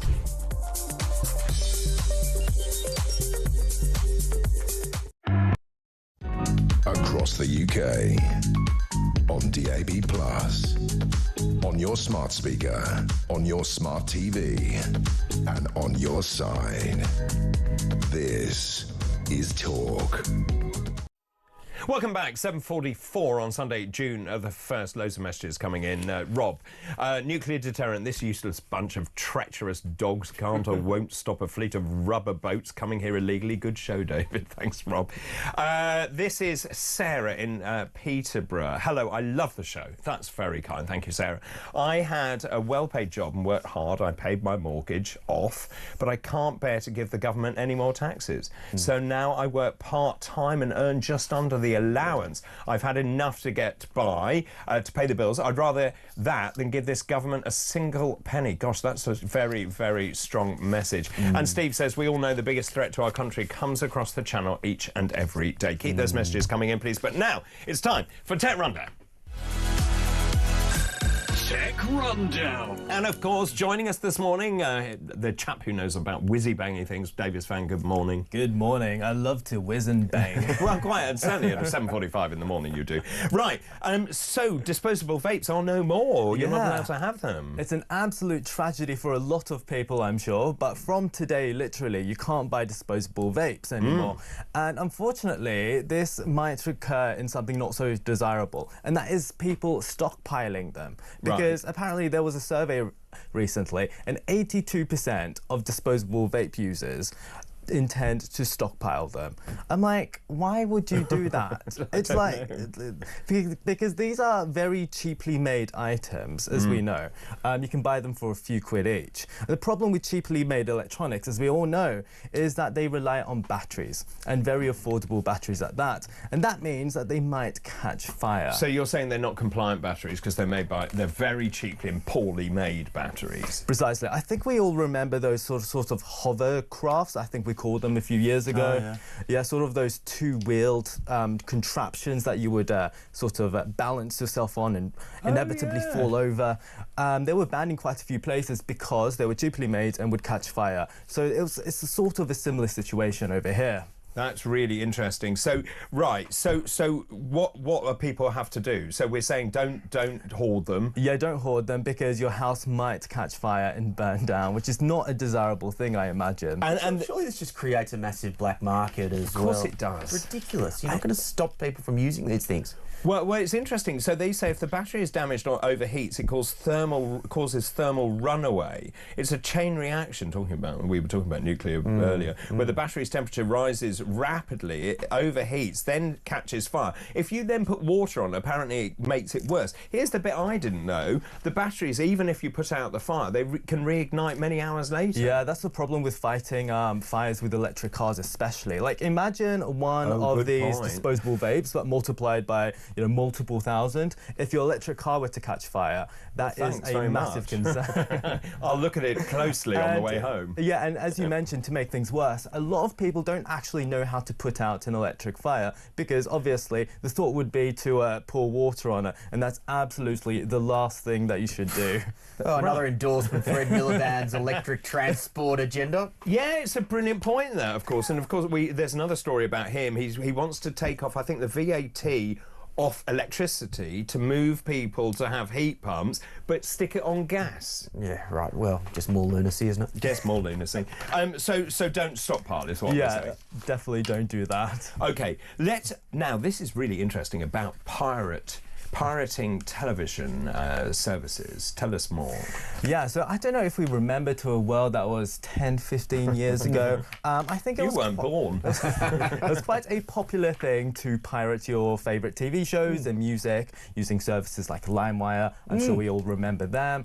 And then sort of with Do you the remember that? Yeah, well, Napster was the first one. That was That's for the music, one, and then yeah. LimeWire, you started to go into video files and things like. Allegedly, I never did. I never did. Allegedly. Yeah. So apparently,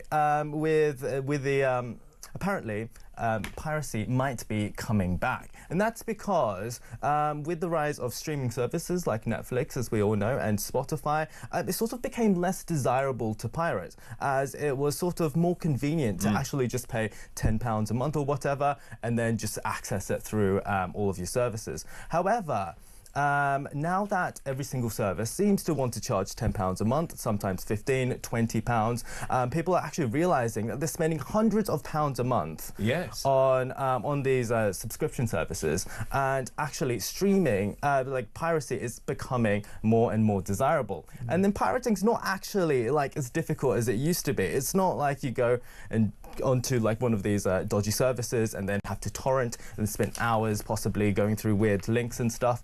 Now apparently it's quite easy to do, almost easier to use than Netflix itself. So we're not endorsing it, by the way. No, and I was going to say we absolutely do not condone this. But just in terms of that, my understanding is the easiest way that people are doing this is through an Amazon Fire Stick. Yeah, this is one of the main ways that people pirate these days. So you can get a customised, let's say, Fire Stick that you plug into your TV. Well, I don't know how. So you would get that from an unscrupulous person. Precisely. Right. And I'm sure you can do it yourself as well if you're terribly smart and not well behaved as well. The arguments against piracy were always that it would lead to less quality of movies and songs, and you didn't have much sympathy for actors and that sort of thing. But surely, when movies now these days are just getting more and more rubbish, it could potentially add to that problem. Yeah, we're in a situation where these streaming services are costing more and more, but the quality is getting poorer and poorer, especially when there's less content as well. Because I think I subscribe to 5 different services at least. But you're right. So you think, well, it's £10, but you suddenly realise that if you've got Netflix and then Spotify and you've got everything else, and then suddenly you are looking at hundreds of pounds. Yeah, it's a terrible situation.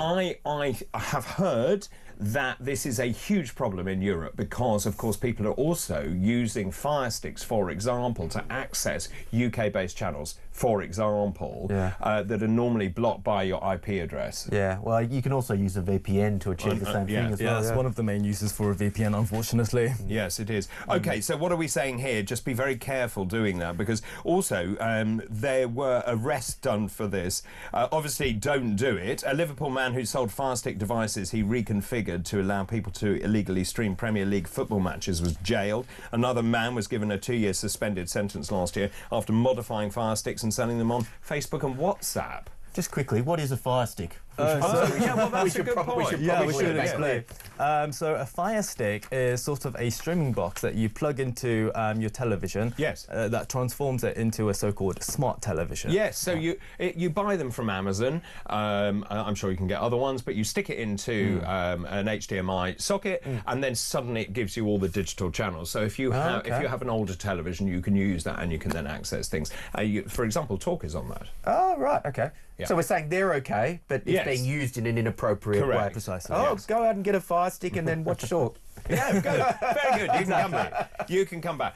Right, let's move on and talk about pornography. Yes, our favourite topic in the world, isn't it? So yeah, there's a battle against, across the entire world at the moment, against younger people, especially minors, accessing adult content. Yeah. And this hasn't just affected adult content, rather it's also social media that's being targeted. And it's sort of like in Australia especially, there's recently been a law that's been enacted saying that every single social media website which might have sort of adult content on it, and also adult websites themselves, need some sort of age verification in order for anyone to use it. And obviously this sounds brilliant, we all love to protect children, but the other side of that is that it might impact on privacy as well. Yes. Because how does one actually enforce sort of this age verification? We've talked about this before for. But like, you know, of course you could put your credit card details in, but not everyone has a credit card, and not everyone wants to supply their credit card whenever they want to access the service. And obviously we can scan your face as well. That's what Discord is doing recently. So to show how old you are based on your facial structure. And Google's got quite a fun one as well. It actually analyzes what you look at. So if you look at Roblox all the time, they might imagine that you're 13 and not an adult.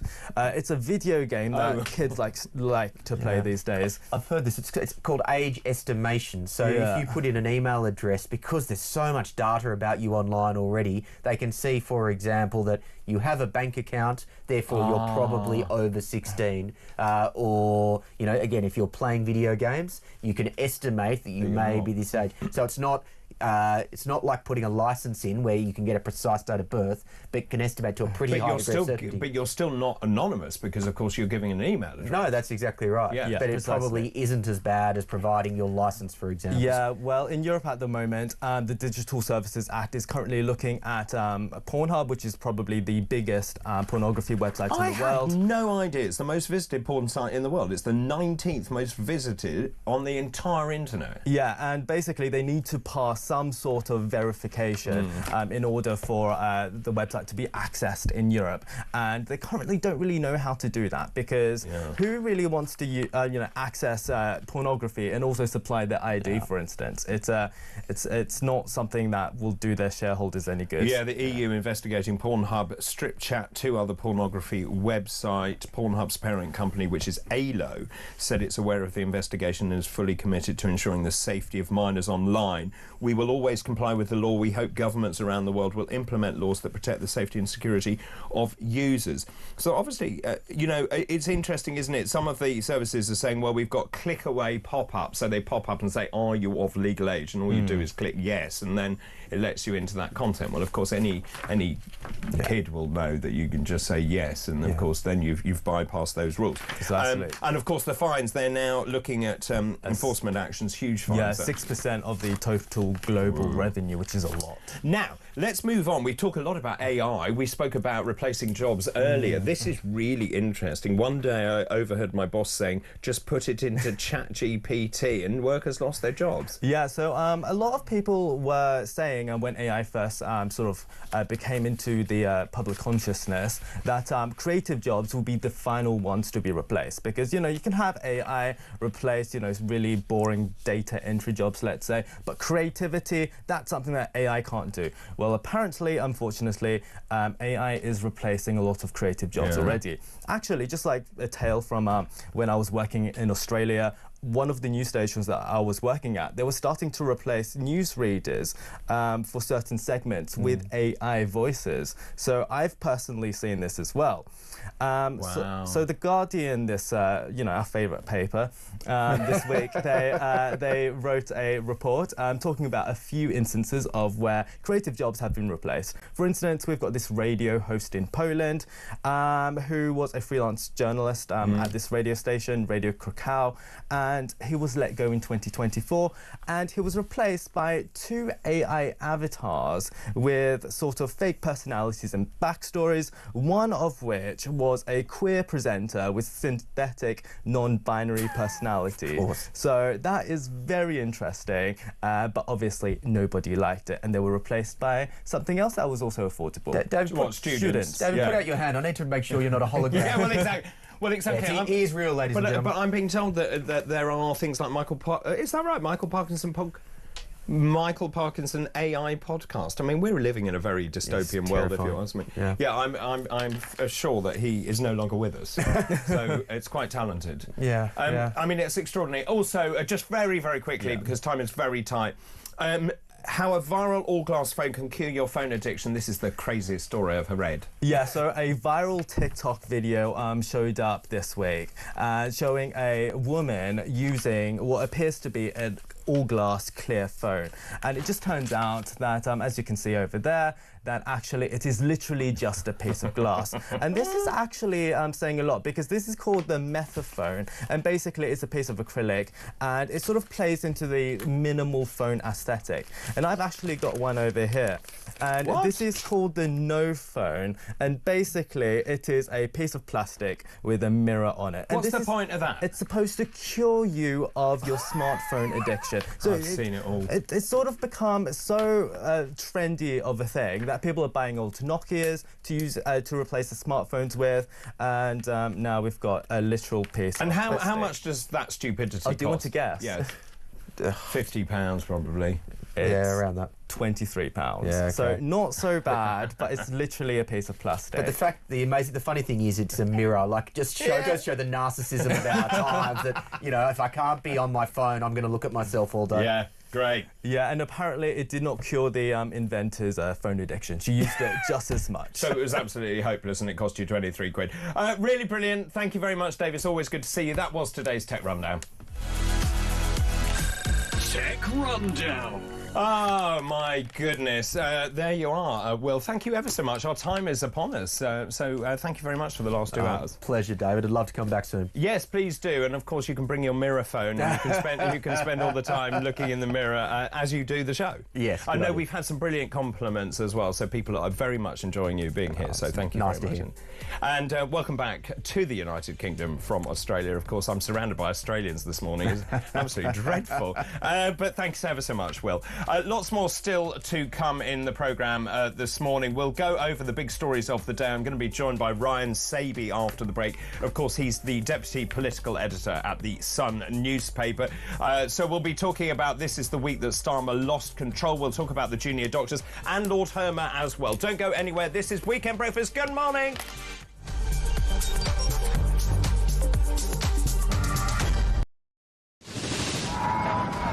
We've been talking this morning about a new theme park which is going to be built. The Universal Studios apparently are going to build it in Bedfordshire. We've been asking many of you to give us some ideas for theme parks. Alison in South Wales says in the new theme park at 5 p.m. every day they could have the PIP parade. All the people driving their brand new Motability cars. Instead of the water rapids, you can have a road you go down that's full of potholes in a car with bad suspension and flat tyres. I don't know why they're bothering building a theme park in this country. They're going right, no one will be able to afford to go to it anyway. How about the Rachel Reeves ride, says Terry in Birmingham. You go round and round and vanish up your own deficit. It's the HS2 ride. It travels at high speed for 10 feet, where everyone gets off and into the replacement bus ride. Tickets are £50 if bought 5 months in advance, or £1,000 on the day. There's a strong rumour going round that Rachel Reeves is going to have a kissing booth at this theme park. So what I do, mate, I'll shove a £5 in a pot and you can go and fill your boots. Thank you very much indeed, and very generous of you. One from G, who says fast-track entry to every ride for illegals, plus a free night stay in the Parks Hotel and free food. New theme park bumper cars will have to pay a congestion charge, and the funhouse isn't built yet, despite Angela Rayner's pledge to build houses. What about Ghost Train doesn't move because the driver's on strike? Have a good day. This is brilliant for the theme park. How about grow your own cannabis farm? Yeah, that's a good one. An Ethiopian safari park narrated by Angela Rayner. Says Gary in Durham. How about that? This sums up the Labour Party to me. The one idea they have to improve growth for the economy is to basically have a bloody big fun fair. It's the type of idea primary school children would pitch, given 10 minutes to come up with something. Well, it turns out, Matt, in Royston, that it's not even their idea. But they're now trying to claim it's their idea, even though it was actually the Tories. They have done brilliantly on breakfast, but you know on Drive you've done brilliantly as well. Downhill slide rides surrounded by ULEZ cameras so that people are fined on exit. Love it. You could have a Birmingham-themed whack the rat stall. If you whack the rat, you can have your bin emptied for free. On the Labour theme park, a house of mirrors where they're all boarded up because they can't bear to look themselves in the eye. I've got a great one for you, mate. This is for the is this for the Universal theme park run by Labour? Moat right around the park. Yeah. With loads of dinghies. Call it the channel and say anyone who can break in, all is free. Imagine a Scouser say you can break into a theme park for free. Hi, Jeremy. Hey, it's simple. You've got the Labour ghost train. Yeah. Where everywhere is pitch dark. Yes. And as you go through, these day-glow coloured pictures of the Labour cabinet fall down in front of you. You'd hear the screams for miles.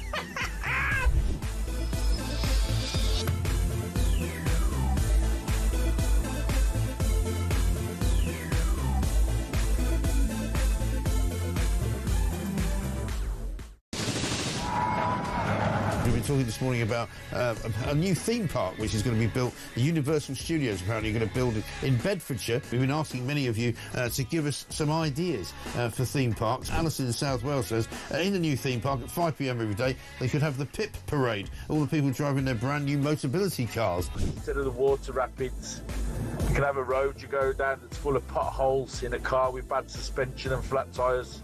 I don't know why they're bothering building a theme park in this country. They're going right, no one will be able to afford to go to it anyway. How about the Rachel Reeves ride? Across the UK, on DAB+, on your smart speaker, on your smart TV, and on your side. This is Talk.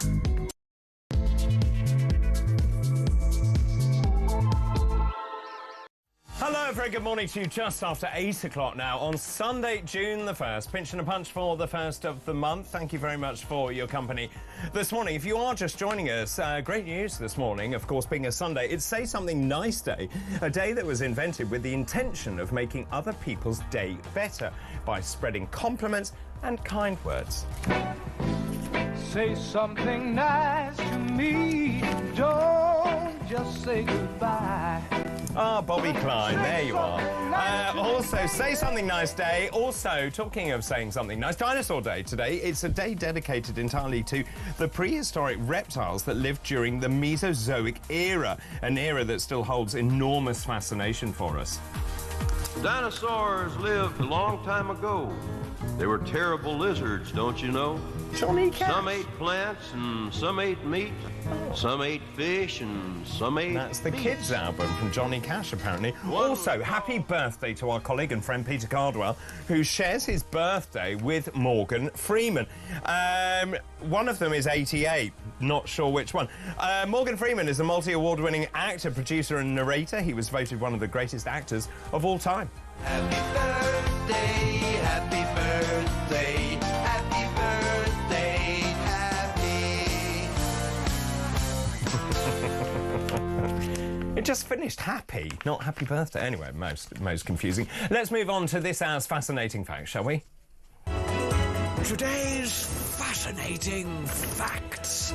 Now, I've got some new ones for you this hour. On this day in 1648, the Roundheads defeated the Cavaliers at the Battle of Maidstone in the Second English Civil War.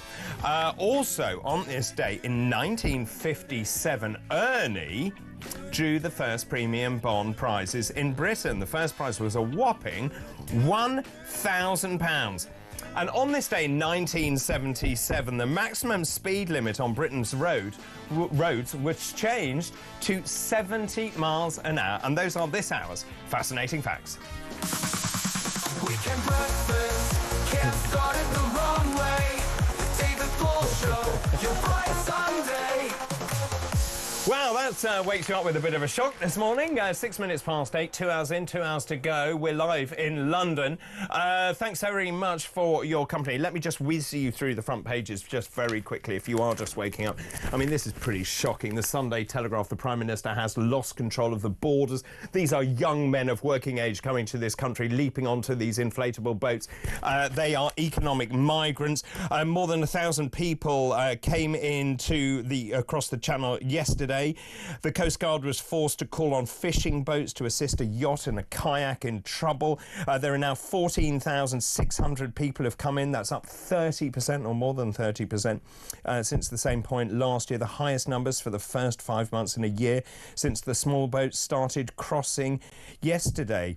18 dinghies actually crossed the English Channel yesterday, and just in terms of the operation that was mounted, it was absolutely extraordinary. Chris Philp, the Shadow Home Secretary, said this is a day of shame for the Labour government.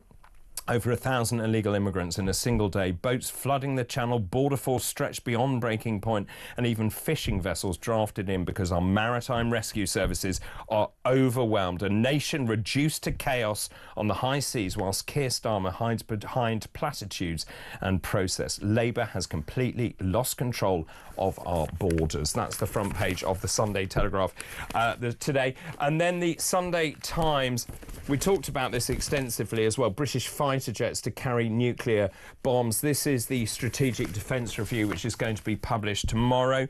Britain wants to buy combat aircraft capable of firing tactical nuclear weapons in a huge expansion of the nuclear deterrent to counter the growing threat from Russia. Keir Starmer's government is in highly sensitive talks over the move.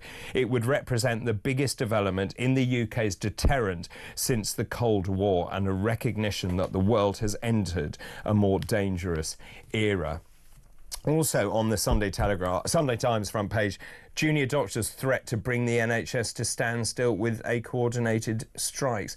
Junior doctors or resident doctors are now looking to strike again in concerted action. Remember, they got, 27% pay rise already. They've been offered 5.4% on top of that. They say, no, it's not enough. We will then ballot for industrial action. That industrial action could be carried out between July and January. That is the busiest time of the year for the NHS.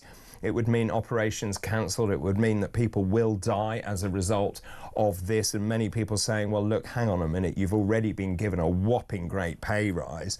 And it seems that this union, the BMA, the British Medical Association, which, by the way, I have left because I was so horrified by their action, they look like they are trying to get more money out of what they perceive to be a very weak Labour government. That's the junior doctor threat there. And lots of other headlines this morning, but all rather disparate. Elon Musk, this is the front page of The Observer, leaving Washington with a black eye. Those are the front pages this morning. Let's now turn our attention back to politics. Joining me now is Ryan Saby, Deputy Political Editor at The Sun newspaper. Good morning, Ryan.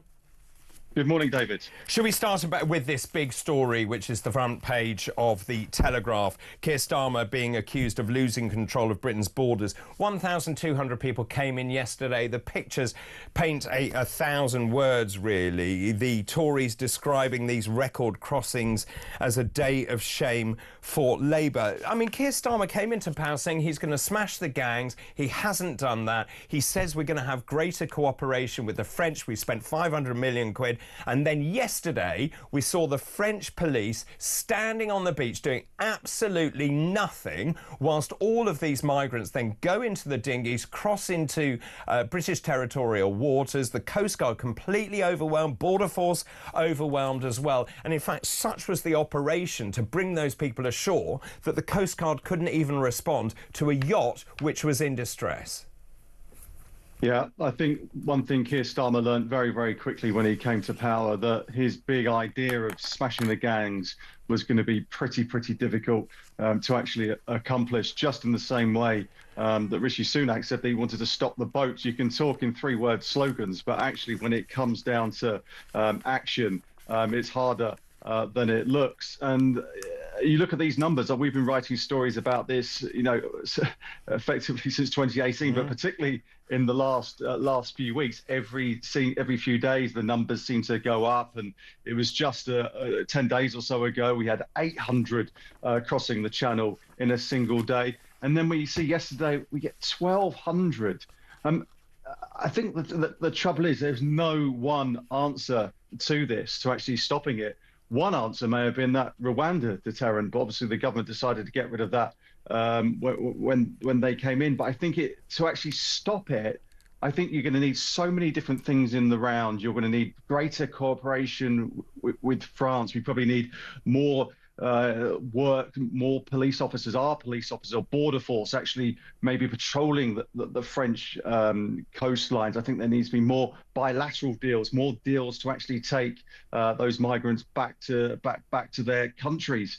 And actually, this government is looking at offshoring centres, those hubs where migrants can actually be sent to be processed maybe before they get sent home. So there is no one silver bullet in this. And you talk to any minister who's been in the Home Office in recent years, there's just not one thing But I do think that, you know, if the government thought they were going to solve this in the first few weeks and months, they were mistaken. And they're going to be in this for the long haul to sort this. But I mean, Ryan, this is politically toxic, isn't it? The fact is that people have had enough, and we can see that in the calls that I'm getting this morning. People are saying Keir Starmer has lost control of this country. The fact is, he did get rid of Rwanda on pretty much day one. That may well have been having some sort of deterrent effect. He's talking about these return hubs. But that relies on people being processed in this country, then being sent to these return hubs, whether they're in Kosovo or Serbia or North Macedonia or wherever. They then thought they might be in Albania. Albania then said, no, thanks very much. But we also know that processing in this country is going to take a very long time. Meanwhile, who picks up the bill? The British taxpayer. That's the trouble. This is costing billions and billions of pounds. There was some suggestion there's no end date to how long these contracts with hotel companies will actually last for. So I think you have to process all these people really quickly and then try and find those return hubs. But the trouble is, we can talk about countries like Albania, North Macedonia, the Balkans. We read over the recent days, the Balkans may be open to talk. So there's a big difference between being open to talks and actually putting pen to paper and signing a deal. So again, I've written stories about, you know, close talks with Albania. Perhaps they'll be looking at this, interested in having a processing centre if we can give them some money or other economic sort of benefits. But actually getting that deal over the line, because how does it look for them politically at home when they know that Britain is flying hundreds and hundreds of migrants and asylum seekers over there to be processed? That is why it's so difficult. But as you say, those costs are so high. And I think the other thing as well, people all over the country, whether it's in communities, they see hotels that may have been the hotel, the standard bearer, the great sort of community centre for that town or these are being overtaken. Those hotels are being overtaken and being transformed into something they weren't a generation ago, 10, 15 years ago. And I think because people can see it on their doorstep, I think that's one thing that's particularly upsetting up and down the country. But as you say, the imagery of those migrants crossing the channel, it looks like they're not in control, because just look at it, hundreds and hundreds coming over every single day. So, and the numbers are going up, 1,200 in a day. It's absolutely staggering. It is staggering. And of course, in many ways, it's a political gift to Nigel Farage and to Reform. We have a by-election coming up on Thursday. I have to be slightly careful what I say, but this is Hamilton, Larkhill and Stonehouse in Scotland. We already have seen John Swinney basically saying, please don't vote for the Labour Party. You need to vote against other parties. The SNP needs to win there. But Nigel Farage, riding high here, he was the first person to talk about these illegal migrants coming into the country. He was right. People have had enough. And this is a political gift in many senses, isn't it? Totally.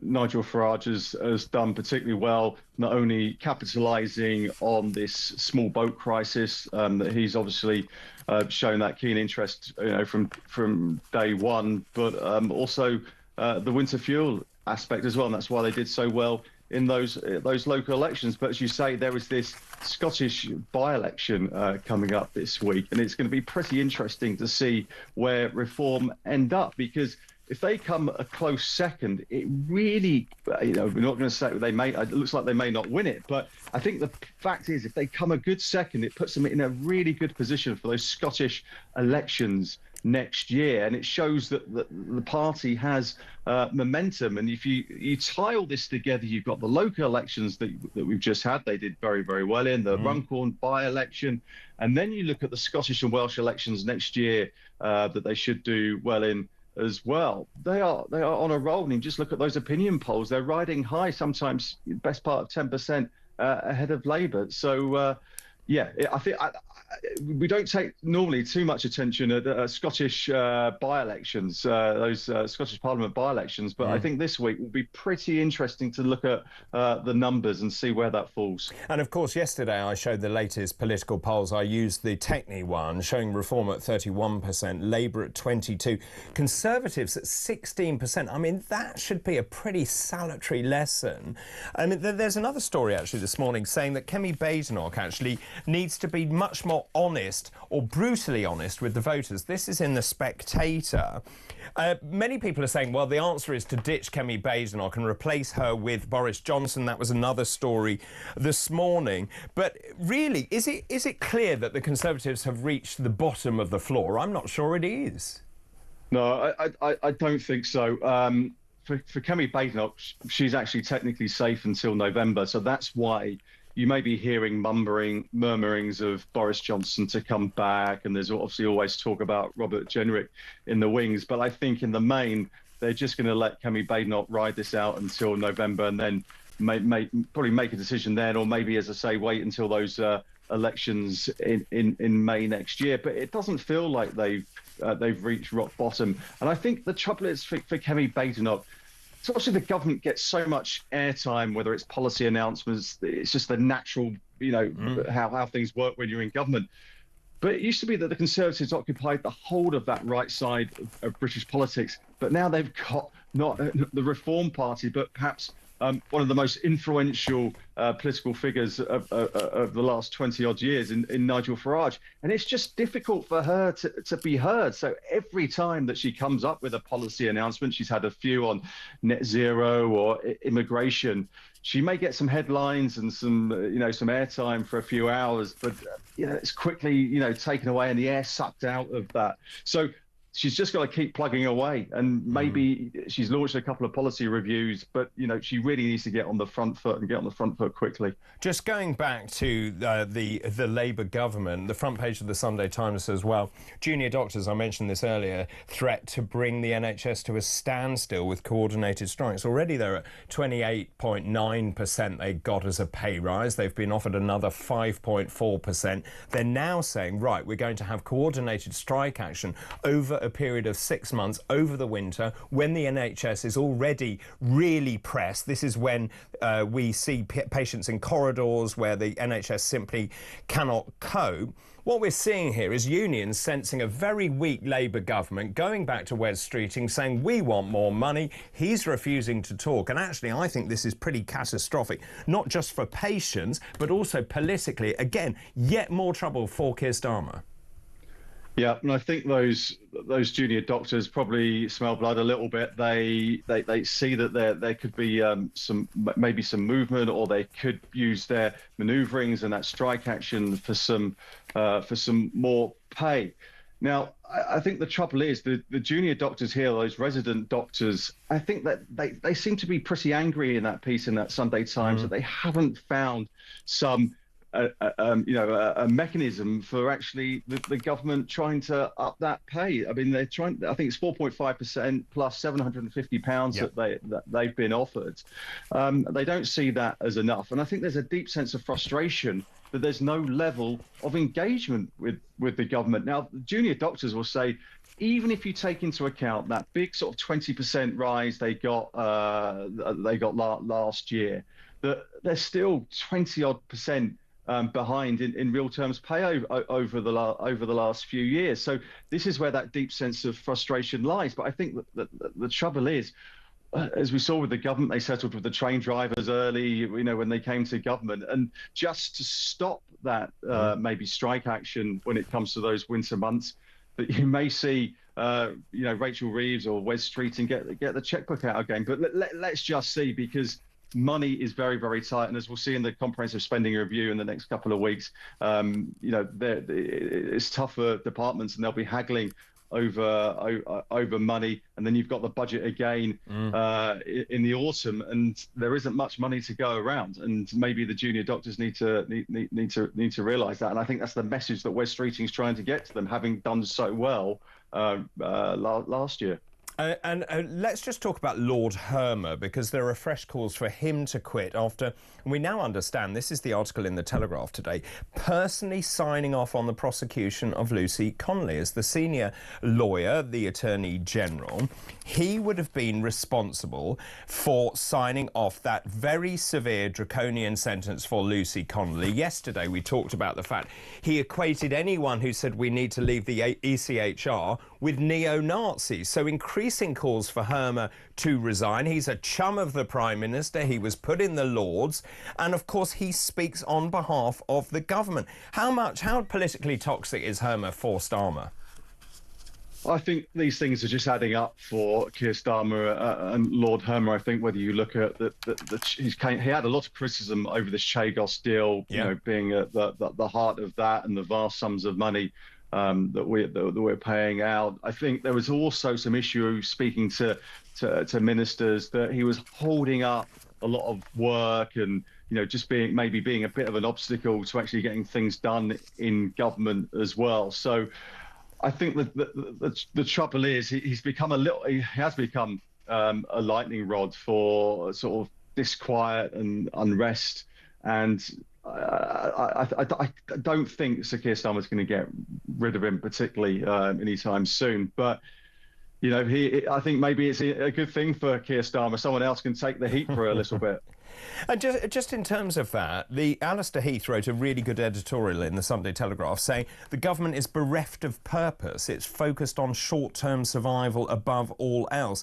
The foundational strategy, if there is such a thing, is in tatters. It has no fiscal credibility. It isn't reforming the public sector. It isn't building more homes. It's not fixing the UK's problems. Its core left-wing policies, as you mentioned, Chagos, the EU reset, ditching Rwanda, tax hikes, releasing criminals early, DEI, damaging schools. It's all driving a surge in support for reform. We mentioned this earlier. Is Keir Starmer in trouble? I think for the moment, I would say no. But there is a lot of disquiet about the way that he may be number 10, the way that he's handling things. I'll take just one example. The winter fuel decision to actually take that from pensioners universally. They made that decision very, very quickly when they came in. There was no trailing of that decision.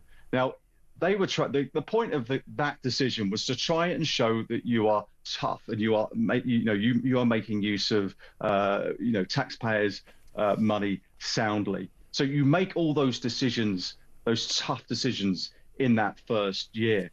Well, it now seems, as we heard from Sir Keir Starmer, Prime Minister's questions just a week or so ago, that he now wants to give more pensioners the winter fuel allowance. Now, I'm not saying whether this is right or wrong, but the fact is, politically, he's made one of the toughest decisions and he's rode back on it.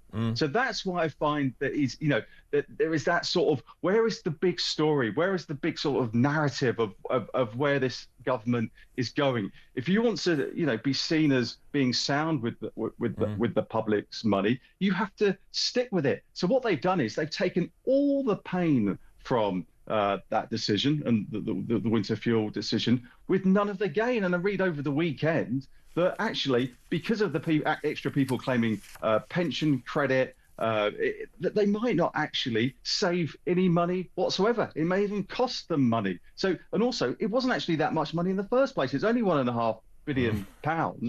So I think that's the trouble. You have to sort of question politically what the big story is of this government. And does he believe in anything? Does he believe? Well, I'm sure he's got the big agenda that he wants to set out. But I think that's the trouble, that he gets, accused of being, a flip-flop politician. So I think he just needs to stick to his guns. If he makes a decision like he did on winter fuel, stick to it. And I think that's probably where a lot of the frustration lies. Ryan, really good to talk to you. Thanks ever so much for your time. Ryan Sabey, there, Deputy Political Editor at The Sun newspaper. We'll take a break now. After the break, it's our Future Politics panel. Joining me this morning, Reid Desay and also Rory Boyle. That's all still to come. This is Weekend Breakfast. Good morning.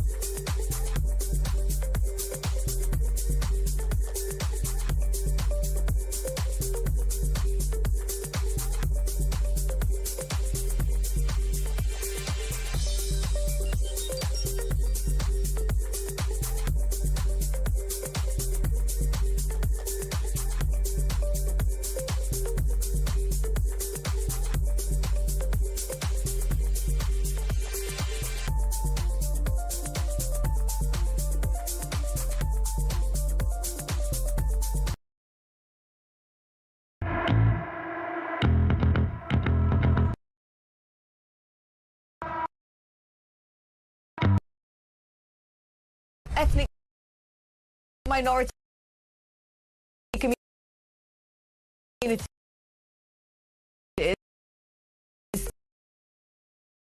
a prosecution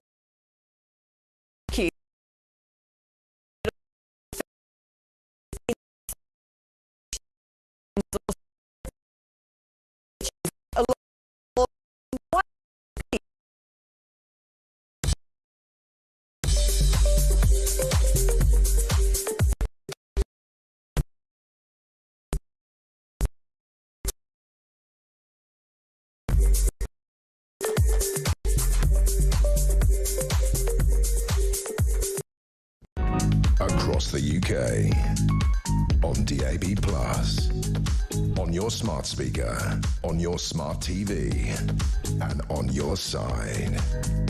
This is Talk. Welcome back. This is Talk 8:28 already on Sunday, June the 1st. So many messages coming in. You're on fire this morning. Paul in Fife, good morning to you. David, stopping the boats is not hard in capital letters. I am sick of every commentator using the words, it's not as simple as just stopping them. It is. It is really that simple. You declare a national emergency, you mobilise our army, navy, air force, you call out Macron and France for aiding these people to cross the shores, you repel every boat. I'm sorry if some of these people choose to jump into the sea, well, that's on them. We're now at a tipping point, and as for those hotel owners and Serco, cancel all the contracts. If we don't, we are finished. Strong words indeed. Matt in Hove, good morning to you. Matt says, David, 1,200 a day is approximately four full up city centre hotels. Let that sink in for anyone who doesn't think this is a massive problem. And one more. Gary, good morning to you. Good morning, David. Starmer doesn't want to stop the boats. It's all being done intentionally. Great show. Thank you very much for all of those. Now it is time for the Future Politics panel. The Future Politics panel. Well, joining me this morning, I'm delighted to say, Reet Desay is an MA student, Rory Boyle, who's a podcaster and commentator. Good morning to the two of you. Let's start with you, Reet, because this is your first time here. Just tell us a little bit about yourself, because I was given a very good briefing by my great setup producer, Gabriella. So, I'm a master's student at King's College London, and I study international relations in War Studies Department. I also own a blog page called Global Love Day. It's an Instagram page as well. So I've recently started doing this, a little bit of breaking IR down into simpler terms. So right. Yeah. Very good, very good. That's a little bit about me. Very entrepreneurial, and of course we know you, Rory, yes. and it's great to see you back again. Thank you. Thank you very much. Right, let's talk about this big story, shall we? Keir Starmer, we've just been talking about this with Ryan Saby. I mean, look at this picture, which is the front page of the Sunday Telegraph. The Prime Minister has lost control of the border. I mean, however you slice and dice this is an appalling state of affairs, isn't it? You've got, these are not asylum seekers, are they? They're young men sitting on a dinghy who are coming to this country. They've circumvented the rules over there by what they now are doing is they're pushing the dinghies into the water up to waist height. Then the migrants are going into the water, getting on the dinghy. The French say, well, that means we can't stop them. Meanwhile, the French are sitting there smoking, as I said earlier, a gauloise, not doing anything, given the fact we've given them 500 million quid. This is appalling. But also, I just think for Keir Starmer, who said he was going to smash the gangs, politically, this is just awful. Yeah, it's really, really bad. I mean, looking at those images, looking at the image on the cover of the paper, looking at the images of the French police looking, I'm going to say apathetic, maybe that's a politically correct word to use. Well, they were on their phone, weren't they? Yeah, taking they were. Pictures. I know, really, really bad. And, you know, yes, of course, I think a lot of this is gang related. Not all the people we see pictured are asylum seekers. We can be really blunt about that. But, you know, even those who are, David, just to put it like in very simple terms, children are dying in those seas. It's 100%. getting worse and worse and worse 100%. every single day. And if we look at it from the political angle, if we look at it from what Keir Starmer is doing, well, this has been happening since at least 2018, this huge number of boats crossing the channel. Let's be honest, the Tories did not do enough to stop that. Now it's in Keir Starmer's hands. He doesn't seem to have a clear policy. Yes, smash the gangs, 100% smash the gangs. A lot of this is gang related, and I think that's awful. but it's not going anywhere, and we need more leadership on this. You know, I know that Nigel Farage has said Reform are the only party who are going to actually deport people who are here legally, and that's the best way of tackling it. I suppose you could look at it from the point of view of what Australia did, and maybe sending people to a detention centre. We see a lot of that in the US as well. We need a solution. We need people to be talking about this more proactively, countries speaking to each other more proactively, and I don't think that's going to happen with Keir Starmer. It's a great concept, but the thing is, if you're France or Germany, you don't want the problem either. No, you don't. So in fact, it's very difficult. Now, Reet, you came to this country legally. Yes. So how does this look for you? When you jump through all the hoops, it's very difficult to come to this country. Legally. It is, right? I had to go through, as an immigrant, I had to go through so many application processes. I had to give proof of my English language, even though I had to, I did through my education throughout was in English medium, right?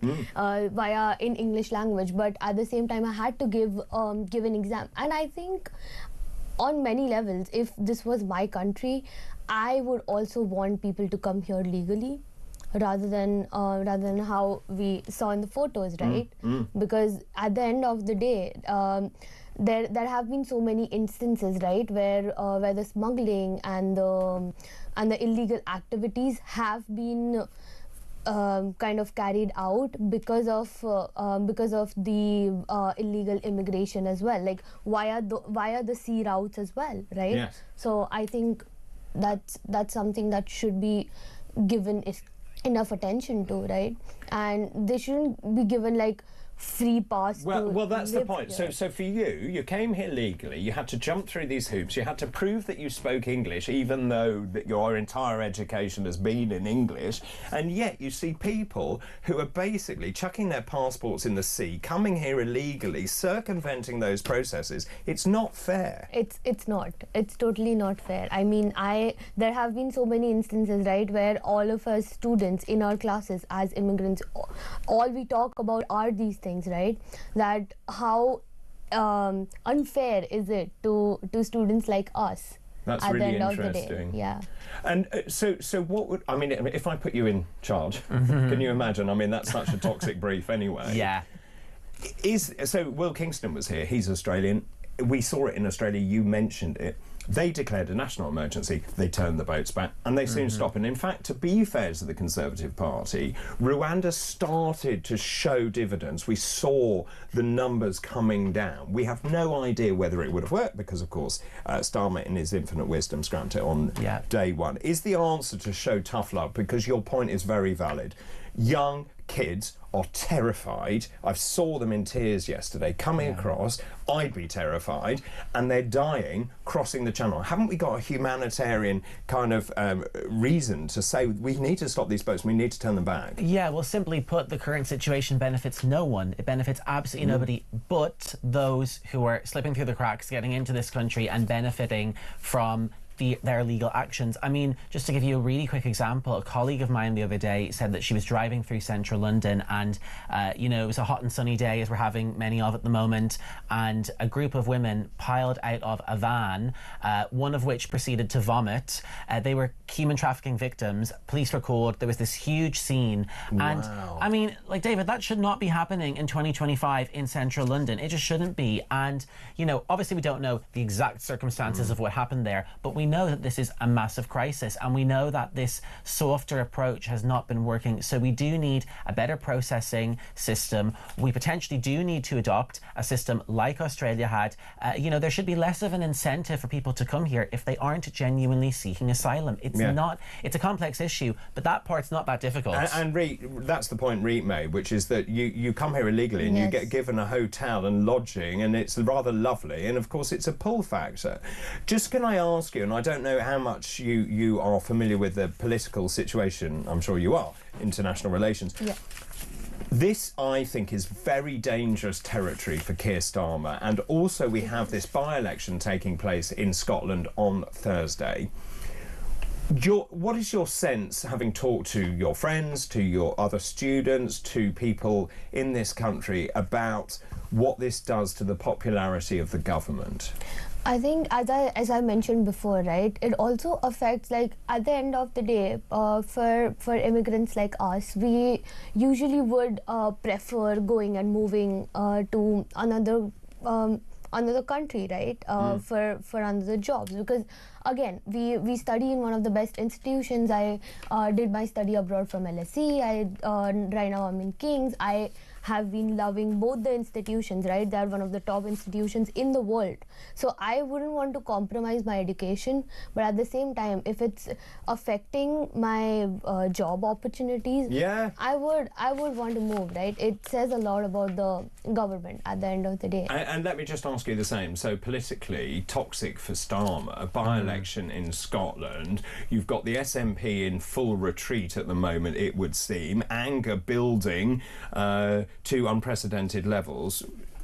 How do you think that's going to play out? Well, I think this is arguably the most important political issue at the moment in terms of how people are going to vote when we have our next general election. Appreciate that's quite a while away, but I do think that Reform's very hard stance on this crisis has actually won them a lot of support. I think the fact that Labour seem to be sort of twiddling their thumbs, for lack of a better phrase, has lost them a lot of supporters. I will just say very briefly, I don't like all the hate and vitriol thrown at this situation. For example, Lucy Connolly, no, it's an extreme example, but I don't support her saying that she didn't care if migrant hotels were attacked. But she was angry. It was in the heat of the moment. There had been this terrible atrocity. I get that. I don't think we can ever condone making a statement that seems... I don't think anyone does. They just said the sentence is way out of kilter. Sentence is totally out of... I mean, compare that to what Hugh Edwards got, you know, for a much more serious crime, in my opinion.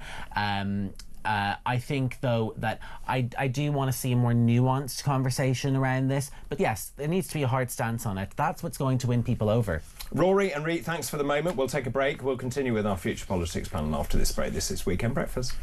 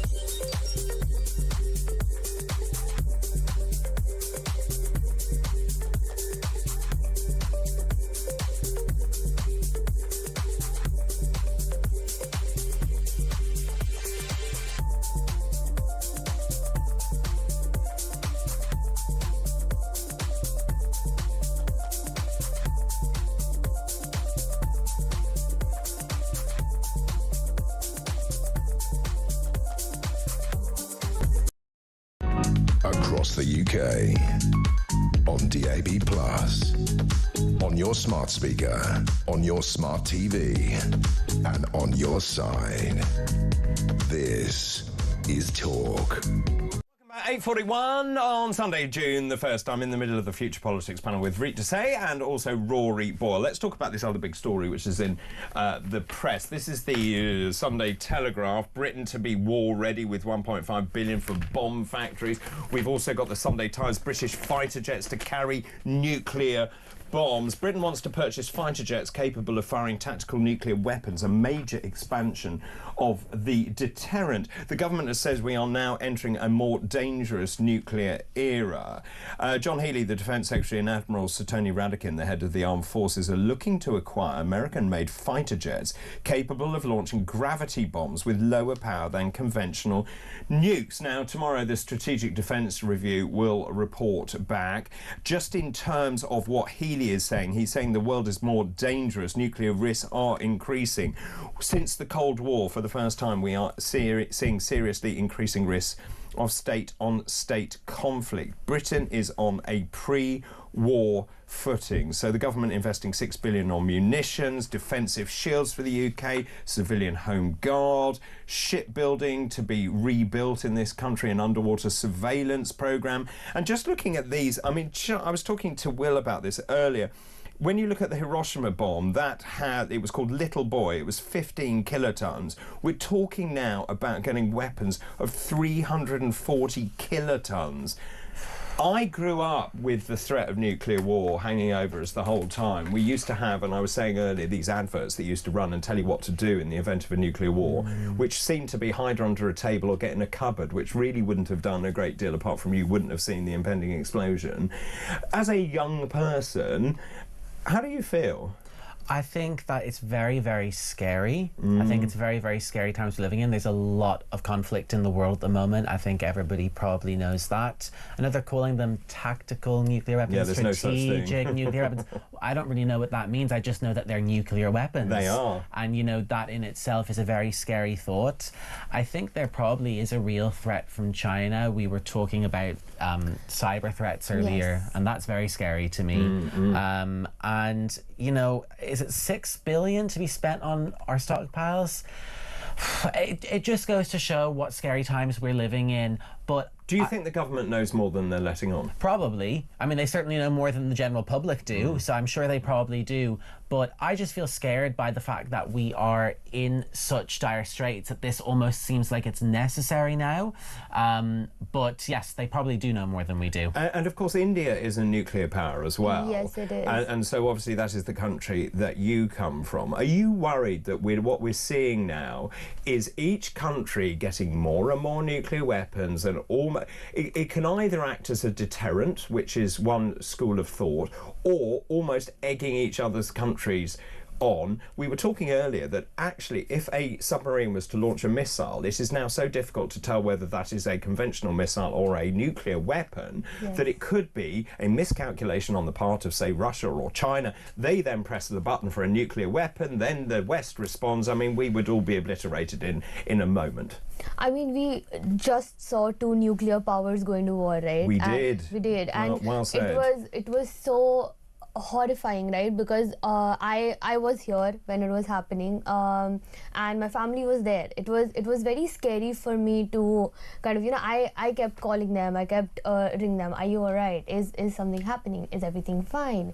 Right? Because what was the feeling in India then? Because obviously you've got 2 nuclear powers where they're sort of retaliating against each other. There was real concern about the escalation of that conflict. It was, but you know, in India personally, I mean, whoever I have talked to, right, it was basically in response to the attack, right, the whole operations and those. And at the end of the day, a lot of people in my home country, all of them were like, we trust the government, right? And that was such a relief to hear, right? There have been instances, and in geopolitically all over the world as well, we see that people usually do not trust their governments when something like this happens, right? So at the end of the day, I was so relieved to hear something like this from everyone, that, you know, I think I trust the government and they're going to protect us, right? So even if anything happens, and I think nuclear war is a very big escalation at the end of the day. However, whenever something like this happens, right, coming from the Department of War Studies, something which happens way before is the cyber warfare. Yes, which is what you mentioned earlier. Rory and we already know that's happening. We've got Russian submarines, the undersea cables, the interconnectors across the channel as well. But you know, David, when you're talking about those ads that you saw obviously a long time ago now, like that to me feels unreal. I can't imagine turning on my TV. This was in the mid-80s. Yeah, and you know, which in the grand scheme of things was not that long ago, right? But I just can't imagine in 2025 turning on my TV or opening up social media and seeing something like that in the UK. Well, so they're talking about having a reserve army to look after nuclear power stations. Would you serve? I wouldn't serve. If you were called up? Oh, if I was called up to serve, look, I don't know. Because you're young enough. Yeah, but the thought of that again is very, very scary to me. I know we speak a lot about how people being patriotic essentially is now a dying art form, and that there aren't young people who are willing to serve. I think you can maybe only answer a question like that when the threat is actually very real and it's presented to you. But it's a very scary prospect to me. Would you fight for your country? Again, just like as Rory said, it would be something which I am very skeptical about. But if a situation, but if India was under threat, under attack, I think I would think once to like be like, oh yeah, I want to do this. You know, I would love to fight for my country. Let's talk about something rather more jolly. Well, maybe jolly. Let's talk about getting married. The number of couples deciding to get a prenup is increasing, with one law firm telling Telegraph, this is Money, Sky Money. It was seen requests double in the last year. More than 20% of married couples in the country have signed a prenup, a legal agreement made by a couple before they marry or enter a civil partnership, setting out plans how their assets will be divided if they divorce or if they have the civil partnership dissolved. Now, the bit I didn't know, they're not legally binding, these prenups. But it was due to a landmark ruling in 2010 that courts are expected to uphold the prenups. Now, as a young person, would you, if you were to get married, go into a civil partnership, would you have a prenup? Hell to the yes. Would you? I would. I think, look, at the end of the day, we have more options nowadays. I think that's why this is going up. So I know this is very... What do you mean, more options? Well, what I mean is, you know, back in, let's say, 60s, 70s, 80s, especially in Ireland, when divorce was illegal until the 90s, good point. I think that, you know, you were essentially in that marriage for life. You were legally in that marriage for life until the 90s. And so I think now that we have things like dating apps and it's much easier and quicker to meet people, people's mindsets towards dating and relationships is a lot more open. And I think that, frankly, given that we know 1 in 2 marriages end in divorce, I just think it's good business sense. And at the end of the day, it's a partnership.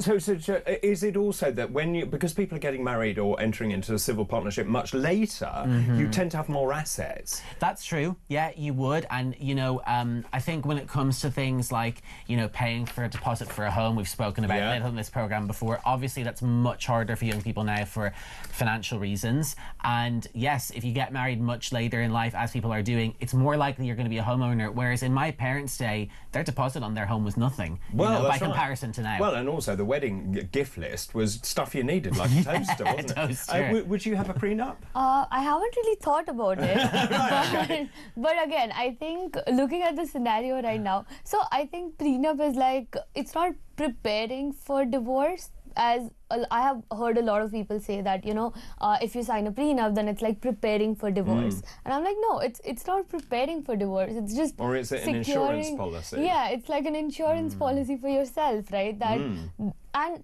you know, as we you know, as we have proceeded towards 21st century, now even women are working, and there is an equal partnership in terms of you know, finances. So can I just ask you, in India, because you often have family weddings, arranged marriages, for example, are prenups common in India? No, they're not. Really? So I think if you ask my parents, they'll be like, do you not trust your partner enough? Are you preparing for a divorce? Very good. Okay, Reet and Rory, thanks for the moment. We'll take a break. We'll continue after this break.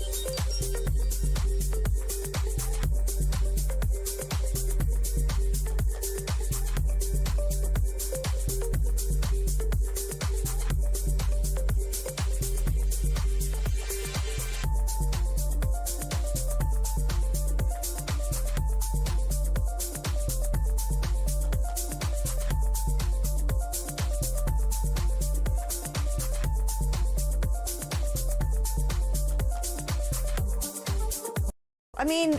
We've heard hate language coming out from someone as senior as this country's Attorney General.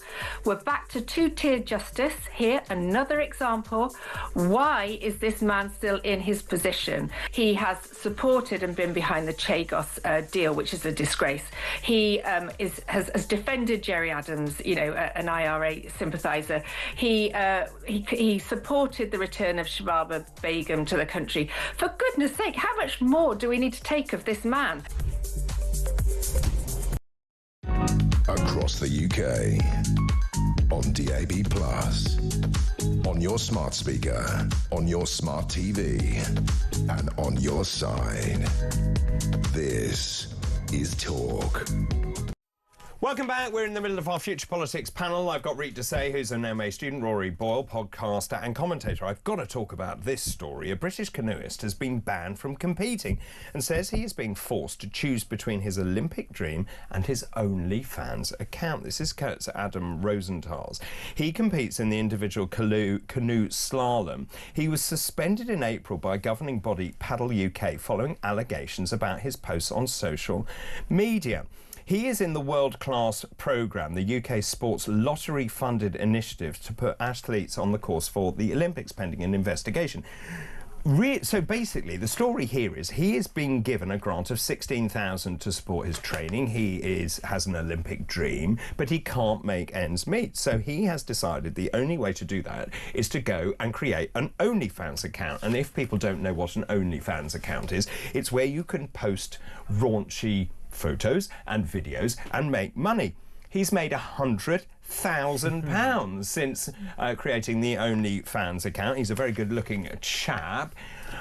It got me thinking, if you were trying to make ends meet, would you have an OnlyFans account? Oh, I love this story and I love OnlyFans. And yes, I would. And I've actually had conversations about this before. Have you? Yes. And I think that, you know, this speaks to how we look at sex work. I mean, the fact that he's gotten in hot water over a few raunchy pictures and videos, it shouldn't be affecting his Olympic athletic career at all.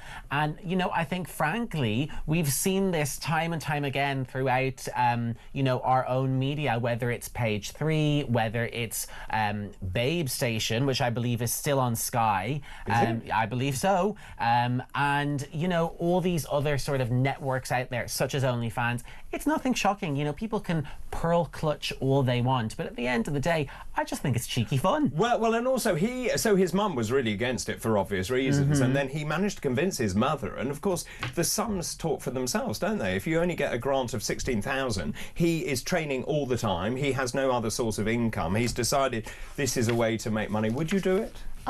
Personally, I wouldn't, because sometimes there are times, right, that if you want to make ends meet or something, it is something that you do out of need rather than want, right? And that is something, because of that, he should not be banned, right? He should be able to, shouldn't be able to like compromise his sports career. Yeah, it's odd, isn't it? Why do you think they banned him? Is it, as Rory says, is it pearl clutching? They've gone, oh my goodness, we can't possibly have someone who's showing saucy I think pictures. It's just like a taboo in the society, and that's why they might just have. I don't think young people care. Do they? No, they don't. I mean, if you ask me, no. Yeah, they don't. And, you know, one other point on that as well is, you know, for example, say you told somebody, okay, you need to have a side hustle to make more money. You're excelling at music in school. You should start a music career, put your music on Spotify, try and make money that way. We know Spotify are giving very little money to musicians from streams. OnlyFans gives the creator of the content 80% of the profits. That's a very good percentage, right? So, if anything, this is just good business. The fact that he's hot too helps, let's be honest. Yeah, well, I mean, he's very lucky in that respect. Also, Olympic gold medalist Jack Lawher created an OnlyFans account in 2024 to make ends meet as well. His father said it makes extra money for him. He's pleased to have the opportunity, but it's nothing that you couldn't show your grandma. He also said, since he's wearing trunks the whole time anyway, there's nothing left to the imagination. So, I mean, I think, well, I'll now consider an alternative source of income for myself. I'll start an OnlyFans account. I'll see you there, David. All right. Thank you very much to both of you. Reet Desai, MA student, Rory Boyle, podcaster and commentator. That was today's Future Politics panel. The Future Politics panel. Jolly good stuff. Lots of messages coming in. David, I want an end to the illegal boat crossings. I'm no fan of the French, but the reality is the French government does control the ports through which much of our trade with Europe flows. So the reality is if we upset them by repelling the boats, they could make trade through those ports very difficult for us. Far better to deter migrants from crossing by simply building internment camps, locking every person arriving here illegally into one, and telling them that the only way out of internment is a ticket back to wherever they claim to come from, regardless of any risk to them. They'll soon stop coming. Of course, there was some talk about building something similar on the Ascension Islands to do exactly that. Gerald, good morning to you. Dr. David, the problem is the government's refusal to accept that this is an invasion. We're doing nothing to repel these invaders. We are welcoming them. We're housing them. We are actually giving them money as well. I would agree totally. It's a pull factor. We don't know who these people are. Of course, they are a threat to national security until proven otherwise, and something needs to be done. It will be fascinating to see how this plays out politically. I think we've got some voice messages that we can go to. Let's do one very quickly. Sheila has left a note. Good morning, Sheila. Good morning, David. Sheila from Cambridge here. What would happen if one of these fighter planes crashed? Obviously, if it crashed on our own country, would the nuclear bomb go off? It doesn't bear thinking about. It's a really strong point, actually. Thank you, Sheila, for that. Lisa says, good morning, David. France is the enemy, not Russia. That's fascinating. Christina in Spain. David, I'm loving today's show. Thank you very much. Will is a breath of fresh air. Lord Hermes should be ashamed of his recent outburst, and no amount of hollow apologies will cover up his true beliefs. Hasta luego. Thank you, Christina in Spain, for that. Keep those messages coming in, please. Lots more still to come here. Nuclear defence, are you reassured or worried? This is Weekend Breakfast. Do get in touch.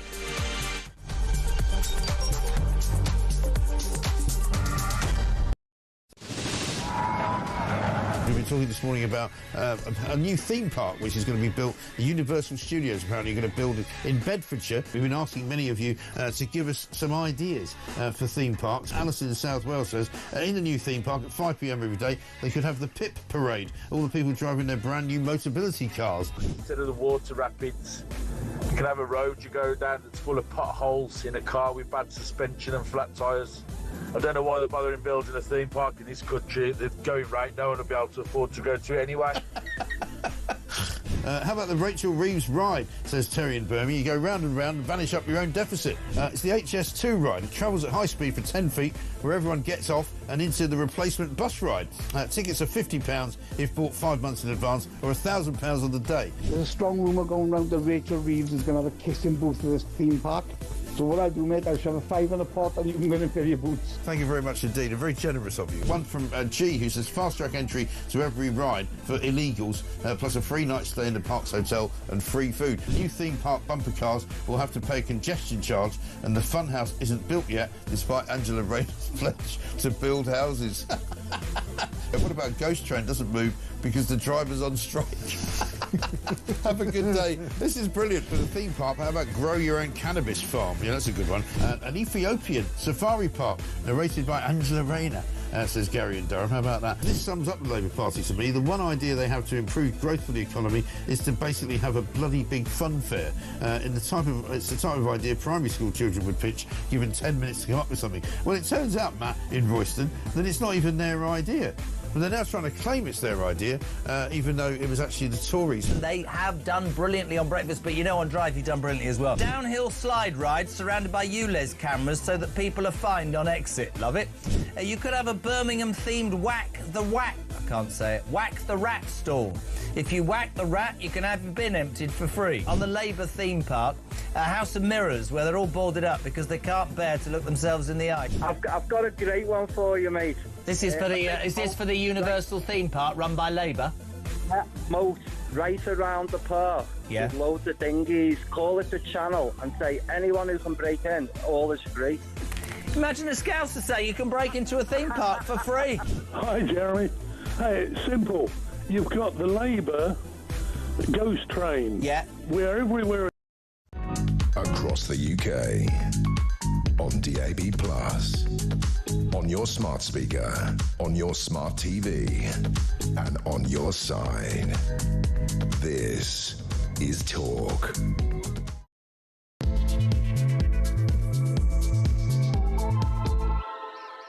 Hello, a very good morning to you. Just after 9 o'clock now on Sunday, June the 1st. Pinch and a punch for the first of the month. 3 hours down, 1 to go. We're live from London. This is Weekend Breakfast. Great news for you if you are just waking up, you lucky thing. Today, it's Say Something Nice Day, a day that was invented with the intention of making other people's day better by spreading compliments and kind words.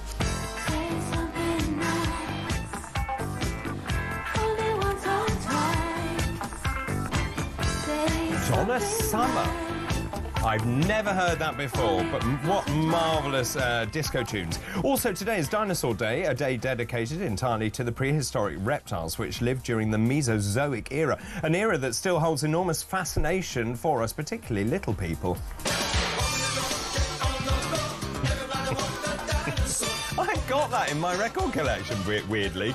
And happy birthday to our very own talkTV's Peter Cardwell. He shares his birthday with Morgan Freeman. Morgan Freeman, 88. Peter Cardwell, 87. Morgan Freeman is a multi-award-winning actor, producer and narrator. He was voted one of the greatest actors of all time. Happy birthday to you. Let's move on to this hour's Fascinating Facts. Today's fascinating facts. So, on this day in 1831, the magnetic North Pole was located by Sir James Clark Ross on his Arctic exploration expedition with Admiral Parry.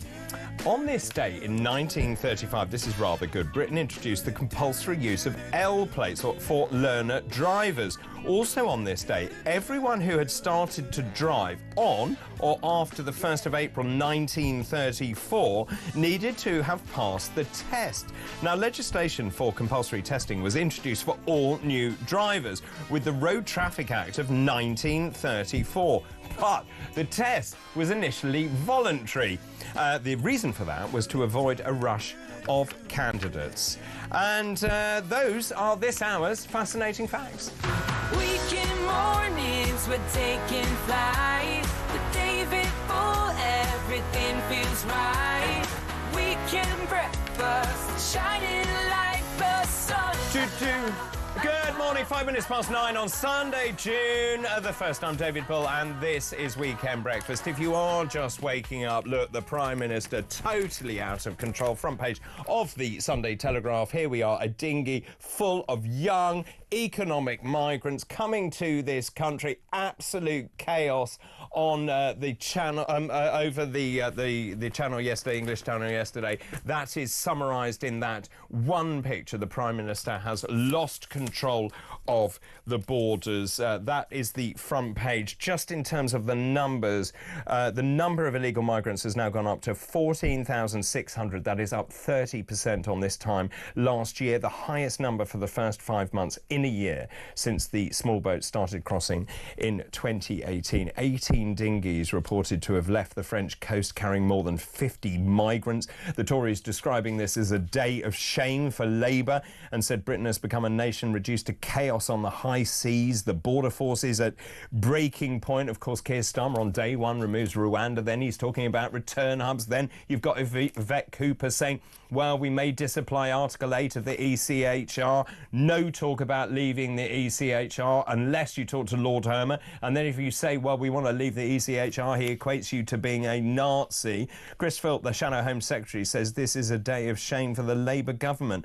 Over 1,000 illegal immigrants in a single day, boats flooding the channel, border force stretched beyond breaking point, fishing vessels drafted in because the maritime rescue services are overwhelmed, a nation reduced to chaos on the high seas whilst Keir Starmer hides behind platitudes and process. Labour has completely lost control of our borders.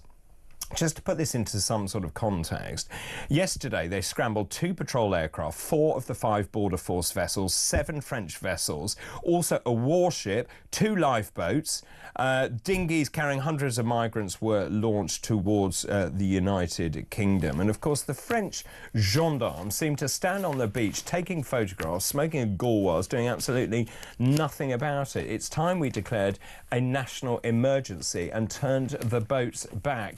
We've also been talking about these 2 stories in the Sunday Times as well. British fighter jets to carry nuclear bombs, the Strategic Defence Review, which is going to be announced tomorrow. Just talking about the massive investment that we're going to make in terms of our capabilities. Britain wants to buy combat aircraft capable of firing tactical nuclear weapons, a huge expansion of the nuclear deterrent to counter the growing threat from Russia.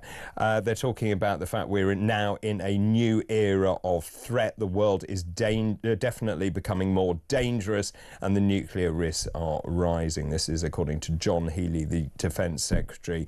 The review seeks to put Britain on a pre-war footing. They're talking about investing $6 billion on munitions, also new defensive shields, a civilian home guard to be re-established to look after national infrastructure, a resurgence in shipbuilding, underwater surveillance programme, and also fixing the recruitment crisis for the armed forces.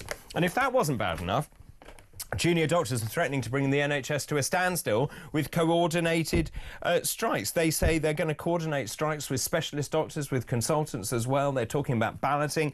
Well, they are going to ballot all the resident doctors, the junior doctors, to see if they want to take part in industrial action. This would be 6 months of strike action, or at least over a 6 months period in the busiest time of the year for the NHS, July to January. Look, at the end of the day, they've already had a walloping great pay rise of something like 28%. They've been offered another 5.4%. They say that's not enough. And yet, what will happen if they go on strike, particularly coordinated strikes? Patients will die, and I think they will actually destroy the NHS completely. Those are the joyous stories of this morning, and much more still to come. Let's now talk to Kevin Schofield, who's political editor at the Huffington Post UK. Good morning, Kevin. Morning, David. These headlines are pretty damning of the Labour government. You've got the junior doctors' strikes, they're being threatened. You've got Keir Starmer losing control of the borders. I mean, I should think Number 10 is pretty rattled by what's going on. Yeah, there's no doubt that Keir Starmer doesn't have his problems to seek at the moment, does he? You throw in the fact that Reform are now comfortably ahead in the opinion polls. Now, we have to stress we're probably still another 4 years out from a general election. However, I think it's safe to say that we're now 11 months into the Labour government and it hasn't gone terribly well, and there's no obvious sign of where it's going to get better. You mentioned the Strategic Defence Review tomorrow. We've also got a spending review in a week or two's time. Big cuts expected across a lot of departments. He's potentially looking at a rebellion over cuts to welfare from Labour MPs. So yeah, a pretty difficult time right now for the Prime Minister. I mean, it's interesting. I mentioned this earlier, actually, to Ryan Saby. Alistair Heath, the Sunday Telegraph editor, says the government is bereft of purpose, focused on short-term survival above all else. They are entirely reactive. They're putting tactics over coherence. The foundational strategy, if they do have one, is in tatters. There is no fiscal credibility. It's not reforming the public sector. It's not building more homes. It's contradicting itself on immigration. Chagos, the EU reset, ditching Rwanda. The tax hikes, releasing criminals early, DEI damaging schools, driving a surge in support for reform, and nothing Labour does or says is making any impact whatsoever. Well, when you put it like that, it certainly... I mean, it's pretty damning. Yeah, absolutely. You know, it's a very difficult time for the Prime Minister. There's very few bits of good news that the government can point to. I mean, I guess GDP grew a little bit quicker in the last set of statistics than was expected, but inflation's going up again as well. Unemployment's not looking great. Yeah, it's just problem after problem as far as the Prime Minister's concerned. And a lot of Labour MPs are now saying, look, what is his plan? You know, what is he going to do about it? Because, you know, the first 11 months, as I say, have been poor. A lot of them have got very small majorities. They're looking at the same opinion polls as the rest of us. The local government elections on May the 1st were a disaster for Labour as much as for the Conservatives, if not more. and they're turning to Keir Starmer and saying, right, what are you going to do about it? Now, I'm not suggesting for a second that his position is under threat, but there's no doubt that he's under an awful lot of pressure now from his backbenchers and from quite a lot of his frontbenchers to actually come up with a plan to try and turn things around. So obviously I'm aware there is a by-election in Hamilton, Larkhall and Stonehouse in Scotland on Thursday. I should think the government is watching that very closely. Very closely indeed, not least because one of the local Labour MPs for that area is married to Morgan McSweeney, who is Keir Starmer's chief of staff. So there's a sort of local angle and a number 10 angle to it as well. But absolutely, I speak to Labour people, they're trying to put a brave face on it, but there's no doubt that they are the underdogs in that fight. The big thing to look out for, though, is if Reform comes second to the SNP. I don't think Reform will win it, but if they finish above Labour, then it really will be panic stations, because, you know, that used to be traditional Labour territory. If they're going to have any hope of winning the Scottish Parliament election next year, they need to be winning seats like that. So if they lose it and then come third behind the SNP and Reform, then there'll be serious questions to be asked. So in this section, we look at the week in politics. We talk about who has had a good week, who's had a bad week, who is one to watch, and also who should, quite frankly, have a week off. So who do you think, in your view, this week, who's had a good week? Well, I think Nigel Farage has had a good week, actually, not just from what he's done. Obviously, had his big speech on Tuesday, which grabbed a lot of headlines, talking about overturning winter fuel payment, lifting the two-child cap, cutting taxes. But he seems to have driven the narrative and obviously driven Keir Starmer to distraction, because the Prime Minister was incredibly rattled.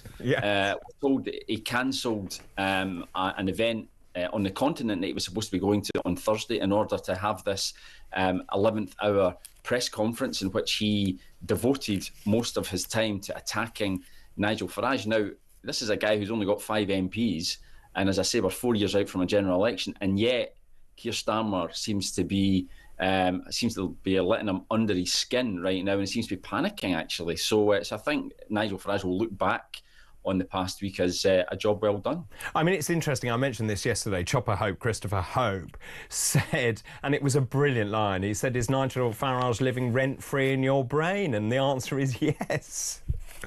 Yeah, I mean, it is pretty astonishing that a guy, as I say, with a tiny parliamentary group is, it would appear, driving the political agenda week after week. And there's no doubt that Keir Starmer is worried about it. And you speak to people in number 10 and they say already they think the next general election will be Labour versus Reform. They think that the Conservatives are already out of the picture. And looking at the opinion polls, it's hard to see anything else. So they're looking to get their defence in as early as possible and really go after Nigel Farage. But if the opinion polls are to be believed right now, the voters don't seem to be taking it on board. Do you think Keir Starmer is going to lead Labour into the election?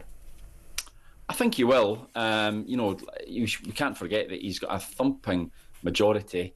It would be highly unusual for a Prime Minister with so many MPs and to be able to control the political agenda in theory, to be removed by Labour. And don't forget, Labour as well, they've not got a great track record when it comes to getting rid of leaders. You know, I can't even think of the last one. I think the last one they sort of got rid of was Tony Blair, and that was a long time ago. So they didn't get rid of Gordon Brown, they didn't get rid of Ed Miliband, they didn't get rid of Jeremy Corbyn. So I don't really see how they're going to get rid of a guy who led them, let's not forget, to a landslide victory last year.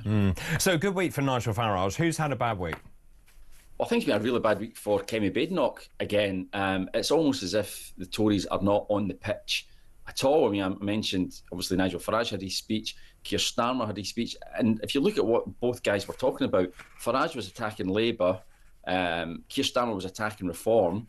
Neither of them really were talking about the Conservatives, and they're supposed to be His Majesty's loyal opposition. You know, they are the second largest party in Parliament, and yet no one seems to be talking about him. Kemi Badenoch, if reports are to be believed, was actually on holiday last week in Ibiza. So I've got a lot of Conservative MPs as well, and they're absolutely tearing their hair out. They just don't know what is going on. You know, they say, where is our vision? You know, it's one thing saying you're going to have to wait a few years for policies, OK, fair enough, they say, but where is the vision? What is Kemi Badenoch's vision for Conservatism? They say she should be out there week after week after week, going round the country, making speeches, meeting voters, meeting party members, just to get a bit of momentum going, and they just don't see it, and they're very frustrated, and they're already talking about possibly getting rid of her. So yeah, it's been a pretty grim week for her. I mean, if they did move against Badenoch, what message would that send out about the Conservative Party and continually changing leaders? Surely it's not the leader, it's actually the substance. Well, I think that's one of the things that's actually saving her right now, David, is that people do realise, the Conservative MPs do realise it would look, frankly, bonkers to get rid of yet another leader, but it is under consideration. There's no doubt that it's an option. Now, another thing saving her is the fact that Conservative Party rules mean that she can't face a challenge until November at the earliest, because she basically gets a pass for the first 12 months in office. However, after that, all bets are off. Now, I think on balance, most Conservative MPs still reckon that she should get until May next year, when we've got local elections again, Scottish Parliament, Welsh Assembly elections. But if they go bad, and there's no indication that they won't go bad for the Conservatives, then I think she is really behind the 8 ball. And we know we've got Robert Jenrick, who's been very prominent this week in a way that Kemi Badenoch hasn't been. He's definitely waiting in the wings, but I'm sure one or two others will want to throw their hat into the ring as well. I'm sure they would. So who is one to watch this week? Well, I think John Healey is one to watch. Tomorrow is his big day, the Strategic Defence Review being announced. Now, this is a major moment, really, for Labour. We always say the first responsibility of government is the protection of the country. So we need to see what the details are that they announced in the Strategic Defence Review. We've already had announcements on 6 more munitions factories, lots of long-range weapons being built, thousands of those, so billions of pounds being spent in that area. But, as you say, there's reports out this morning about fighter jets being able to carry tactical nuclear weapons. So there's going to be an awful lot of detail and an awful lot of pressure, really, on John Healey. He's been told he's going to get more money, 2.5% of GDP to be spent on defence this Parliament, moving up to 3% in the next Parliament. So there's a lot of pressure on him, but there's a big opportunity for him to try and get Labour really onto the front foot. A good news day for the government, they'll be hoping. It shows that they're actually in control. Do you think he's a potential leader? No, I don't think John Healey, I don't think anyone would really see John Healey as a potential leader. He's a safe pair of hands, there's no doubt about it. Keir Starmer thinks very highly of him. He's had that defence brief now in opposition and in government for quite some time. He's a steady, reliable member of the cabinet. I don't see him as leadership material, but that's not to say that others are not already making plotting moves in that direction. I like to say the word plotting, actually. And then finally, if I may, who should have a week off? Well, we just touched on it there a moment ago, the Hamilton by-election coming up on Thursday, and I think it may well be a good idea for the Scottish Labour leader, Anas Sarwar, to have a week off, because if it goes really badly for Labour, if they don't win it, and if they come third, then he's going to come under an awful lot of pressure, because, you know, he wants to be the next First Minister of Scotland. If they can't win this by-election on Thursday, then really I think it's bad news for him. It doesn't look like he's on course to become First Minister, but it's also bad news for Keir Starmer. So it might well be advisable for Anas Sarwar to keep his head down next week, because I don't think it's going to turn out too well for him in this by-election. Kevin, always good to talk to you. Thanks very much for your time. Kevin Schofield there, political editor at the Huffington Post UK. Loads of messages coming in. Neville in the West Midlands, good morning to you. Dr. David, good morning. Why are we paying the French to watch gangs launching dinghies off their beaches? Brilliant question. Just commandeer or slash them. The illegals can't board them then. David, your guest Rory is the living symbol of the decline of Ireland and the United Kingdom in general. If that is the future, I'm glad I won't be around to see it. Rory said the internet is making meeting people so much easier, making a prenup essential. He might as well not bother if that's his attitude to the serious commitment of two people marriage should be. The decline and coming fall of the United Kingdom is in large part to the loss of a moral compass years of liberal values has produced. That's Elsa. Thank you for that. Charlie in Cumbria. I just don't know how hard it is. Be tough. If you come in illegally, you go to prison for a set period. We haven't got any prison places, by the way. But there's no point coming, as we will give you nothing. You spread that message, you disincentivise them. If you take the bird feeder out of the garden, the rats don't come. By the way, I'm not calling immigrants rats, by the way, said in brackets. Thank you for that. That's Charlie in Cumbria. Good morning, David. This is Pete in Belfast. Good morning. Your panellist, Rory, saying he wouldn't fight for his country now sums up the generation today. My belief is, if that is the case, you shouldn't have any say or opinion on how the country is run. Keep those messages coming in, please. Dean in Dagenham, one of our regulars. Good morning to you, Dean. I think, David, the nuclear war threat is a distraction tactic to take the thoughts away about this terrible performance of the government. And then one more. Emma says, good morning, David. How about when migrants hit our shores, they're immediately signed up to the army and told a minimum of 5 years service before you get any benefits, and see how many of them stay then. Keep those messages coming in. Also, just in terms of that nuclear defence, the increased spending on nuclear defence, the capabilities, just the sheer kind of volume of nuclear weapons, and how strong they are, just how powerful they are. Does that reassure you, or does it make you more concerned about the future of the world? 0344 499 1000, those calls charged at the national rate. You can also text the word talk in your message to 87222, and you can message us on X as well at talkTV. Right, let's take a break. After the break, everyone's favourite royal expert, Rupert Bell, will be with me for Rupert's Royal Roundup. This is Talk.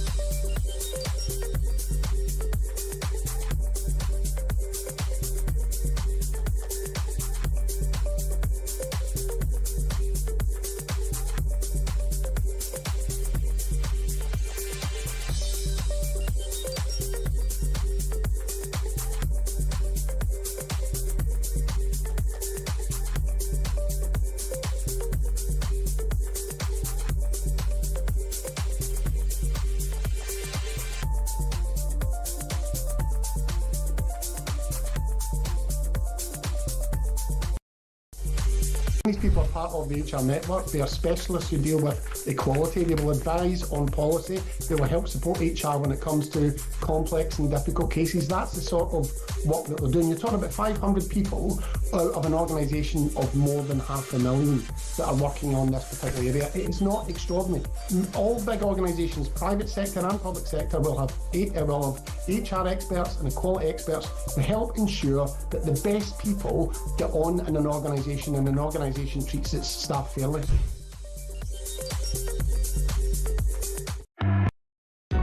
Across the UK, on DAB+, on your smart speaker, on your smart TV, and on your side. This is Talk. Welcome back. 9:25 on Sunday. The sun looks like it's appearing behind the clouds finally here in London. David, this is Paul in Cambridge. NHS employees get a 24% pension contribution from the taxpayer, which dwarfs most private sector employer contributions. How about reducing this very generous contribution in exchange for pay now? Good morning, David. This is Natasha. What on earth is the point of beefing up the military with nuclear weapons and trying to sound tough when we're destroying the country from within by allowing thousands of strangers in every single day? Am I missing something? David Stewart in Bradford, regarding the nuclear issue, the threat of war is a fear tactic. Most countries, including the United States, use this to create fear, to get the people to side with the government. It's to deflect from issues going on, keep the people in fear. They forget everything else. And of course, we know that fear is the most powerful sentiment in terms of making sure that the population complies with you. Let's move on and do something completely different. It's now time for Rupert's Roundup. Rupert's Roundup. Oh dear, Rupert, you fell apart during that ident. Good morning, Rupert. Good morning, David. Well, I hope I won't fall apart in the next 10 or 15 minutes or so, or however long you want me this morning. Well, indeed. Well, you're sporting quite an orange shirt this morning. Well, it's summer, and why not? Well, somehow... Well, you're very stripy this morning. Well, I am. I look like a deck chair. Are you playing polo later today? You've got to get this into your head. I don't actually ride. I may be an equestrian and racing correspondent, but sitting on a horse, I'm king of the Self-Preservation Society. Right. So, no, polo. No, I'm not going to the Guards Club for an afternoon watching polo, or, you know, you can chuck that idea into the bin if you see what I did there. I think it shows a lack of effort that you can't ride. My parents used to view that as being a bit of a wimp, that because all my family were brought up on horses until I ended up being the black sheep of the family. But we're not here for my family problems. Aren't we? It's much more fun. Okay. Well, aren't we supposed to be talking about royal family Yes. problems? So where would you like to start with this? Because anyway, I think we spoke on Monday. I can't really remember, but. The King and Queen obviously visiting Canada. Was it deemed a success in the end? I think you probably have to say it was, because it wasn't an easy one to navigate. It was a political minefield, potentially. But actually, bearing in mind, he was reading out the script of Mark Carney, and he referred to it as the government, not my government, which would be which is a sort of small difference from what would happen in this country, where, of course, when at state opening in Parliament, he refers to it as my government. So that was actually giving him a little bit of distance from the sort of, obviously, the fallout between Canada and the United States at the moment as a result of President Trump's willingness to say that they should be the 51st state. But obviously, I think the Canadians were very grateful. It was a whistle-stop tour, bearing in mind he's still in his recovery phase, which is progressing well, we're hearing, from his undisclosed cancer. And so I think we have to say it was a positive, and the Canadians certainly lapped it up. It may have been for less than 48 hours, but I think the optics of it were a very successful one for the King, and indeed for and Canada would have appreciated it very definitely. And do you think so? How do you think the political message was received by the United States, by Trump? We've spoken a great deal about the fact that Trump is a huge monarchist, a big royalist. He likes the royal family, loves the royal family actually, and the King siding with Canada, and rightly so, because it's a very important member of the Commonwealth. Do you think Trump got the message? Let's be honest, you're never quite sure what Trump's thinking next. So we're not sure. I mean, let's be honest, I think he seems to have had other things on his mind, you know, whether it be steel tariffs and proclaiming about other things and all the foreign student issues and everything. So I think it may be down on his agenda, because it's sort of, you know, what's his focus for that particular day? You never know. But so I would say the fact we've heard nothing probably means that we can say that it must have been positive, because the King did not put his foot in the mouth as far as the relationships with the United States, and we know that that's a sensitive one at the moment. There's so much going on behind the scenes. The King has this difficulty of navigating and trying to be politically neutral. And I think from that point of view, the fact that Trump said nothing may be a positive for all sides. Yes. Let's talk about Prince William. He takes his duty very seriously. He says he wants to use the Duchy of Cornwall to make people's lives better. He set out his vision to transform the 700-year-old Duchy of Cornwall into a force for social change. Yes, well, he took over the Duchy of Cornwall on the death of the Queen, because his father was the long-standing Duke of Cornwall. I think there have been, 28 of them since it first started back in the 14th century. And it is a historical... he owned, something like 29,000 acres of land, owned such things... No, it's 128,000 acres. Oh, sorry, 128,000. I can't read my notes. I haven't put my glasses on. I should do what you do, David, and do well, that. Well, it's my age, Rupert. Yeah, well, definitely in my case. I've written it down in front of me. I'll tell you how many exactly. 128,494 acres. Correct. You get a gold star. And go to the top of the class. Yes. Anyway, but they own such things as the Kennington Oval, the Test match venue. Do they? Then they own the Isle of Scilly. Yes. So it's very, there's a wide range, and it generates significant sums of money. Yes, it's designed to make, I think, a profit last year of, say, 26 million, of which that is part to fund the royal household. He does pay some income tax on it, but we don't actually know how much. It's kept secret, that. But sort of the force for change, that sounds, it's one of those sort of yes, he's got the heart completely in the right place. But every politician's, saying we're a force for change and a force for good. Yes, I think he's got some very interesting plans. He's very aware of trying to make sure people feel valued within the Duchy of Cornwall, or on the estate and the farmers. And he's very proactive, in a sort of under the radar kind of way. He does make an effort of going regularly. Now, his father was the same, that would just basically, this is my job, get on with it, no fuss and bother, turn up at meetings and be actively involved. And I think it's very important that he does, because it is his job. He can't just expect all the 120 odd other staff, full-time staff, or whatever it is, to just go on if he's not actually taking an active interest. And actually, you get the vibe that he is. They don't, they're sort of less formal. They don't all have to wear ties anymore, but they're getting on with it. Someone did say when they went to a recent visit, well, anything I can do to improve. And this, a guy said, well, you could give me rent-free, my lodging.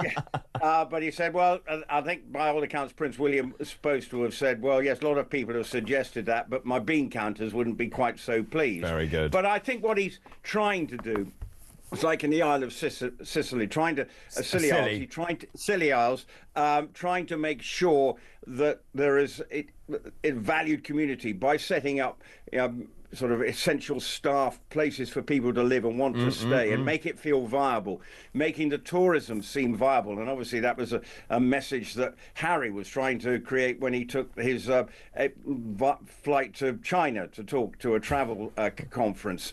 So there's, again, lots of similarities with what they're trying to do, the brothers. But I think in William's case, this is something that he's passionate about, and he must make sure that he gets the public opinion with him, because everyone will say, well, he's just a rich landowner. Is he doing anything? And I think he's very mindful of that. And that's the sense that he wants to be seen to carry on his father's good work, but actually to move it in the direction that he would like to take it, which is to make sure with his homelessness project that's something that he can use the Duchy of Cornwall to help, which he is doing down in Cornwall. So I think overall we'd have to say it's a positive initiative, but there are PR minefields along the way, which he has to be very aware of to navigate, because every year the profit comes out and people say, well, why isn't he paying more income tax? The rest of us are.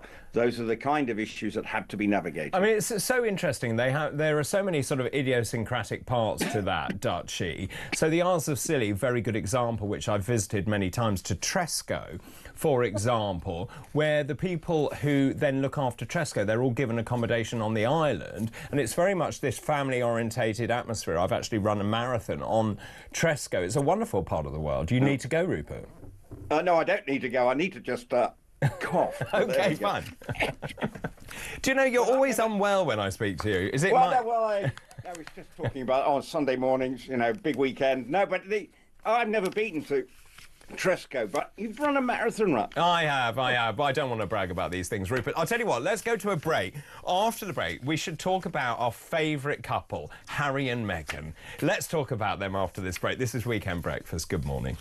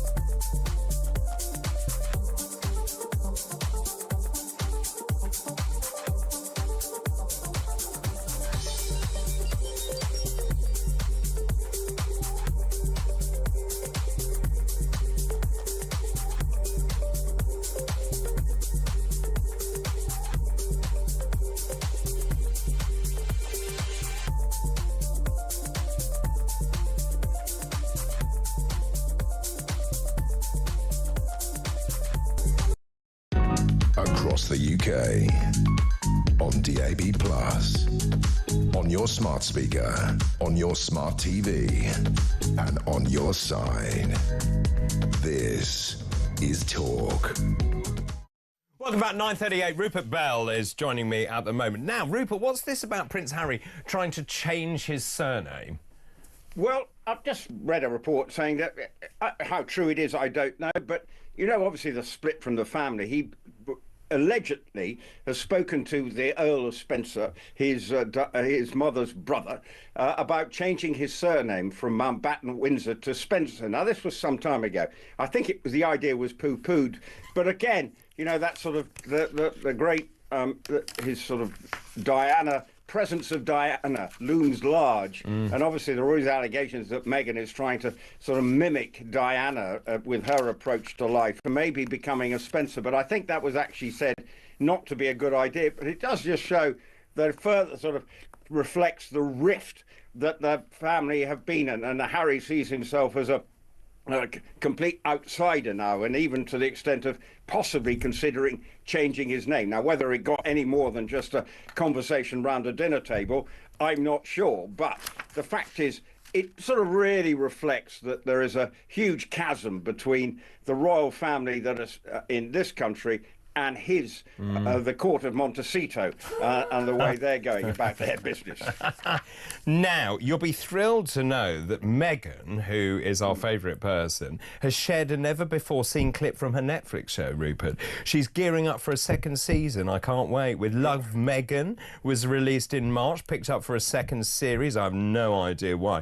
Anyway, she shared a short clip that didn't make it in from the first 8:33-minute episodes. She is sharing lifestyle tips. Now, Rupert, she's been joined by a wellness therapist called Randy Karin. She's explained this incredibly complex phenomenon of how to properly cut a pineapple. Let's have a look.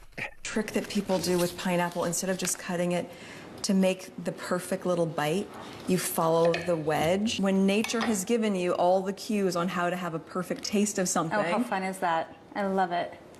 Easy. All right, is it gonna work? Am I a good? It's great.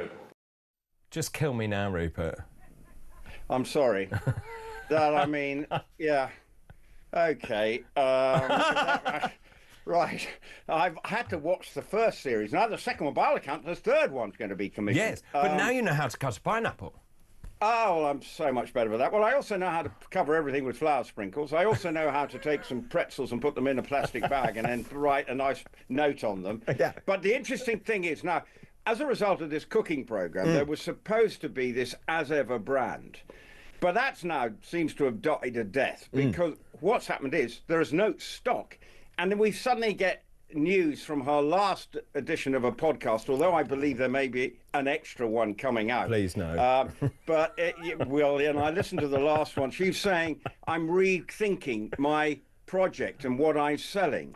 Now, that included honey and jam. It was sold out with instant, but it's never come back. We've never really known what's gone on there. Well, we don't know how many she actually sold, do we? Well, no, but, you know, you probably can sell 10, but if you only had 10, well, you're sold out, aren't you? Now, I'm sure that was...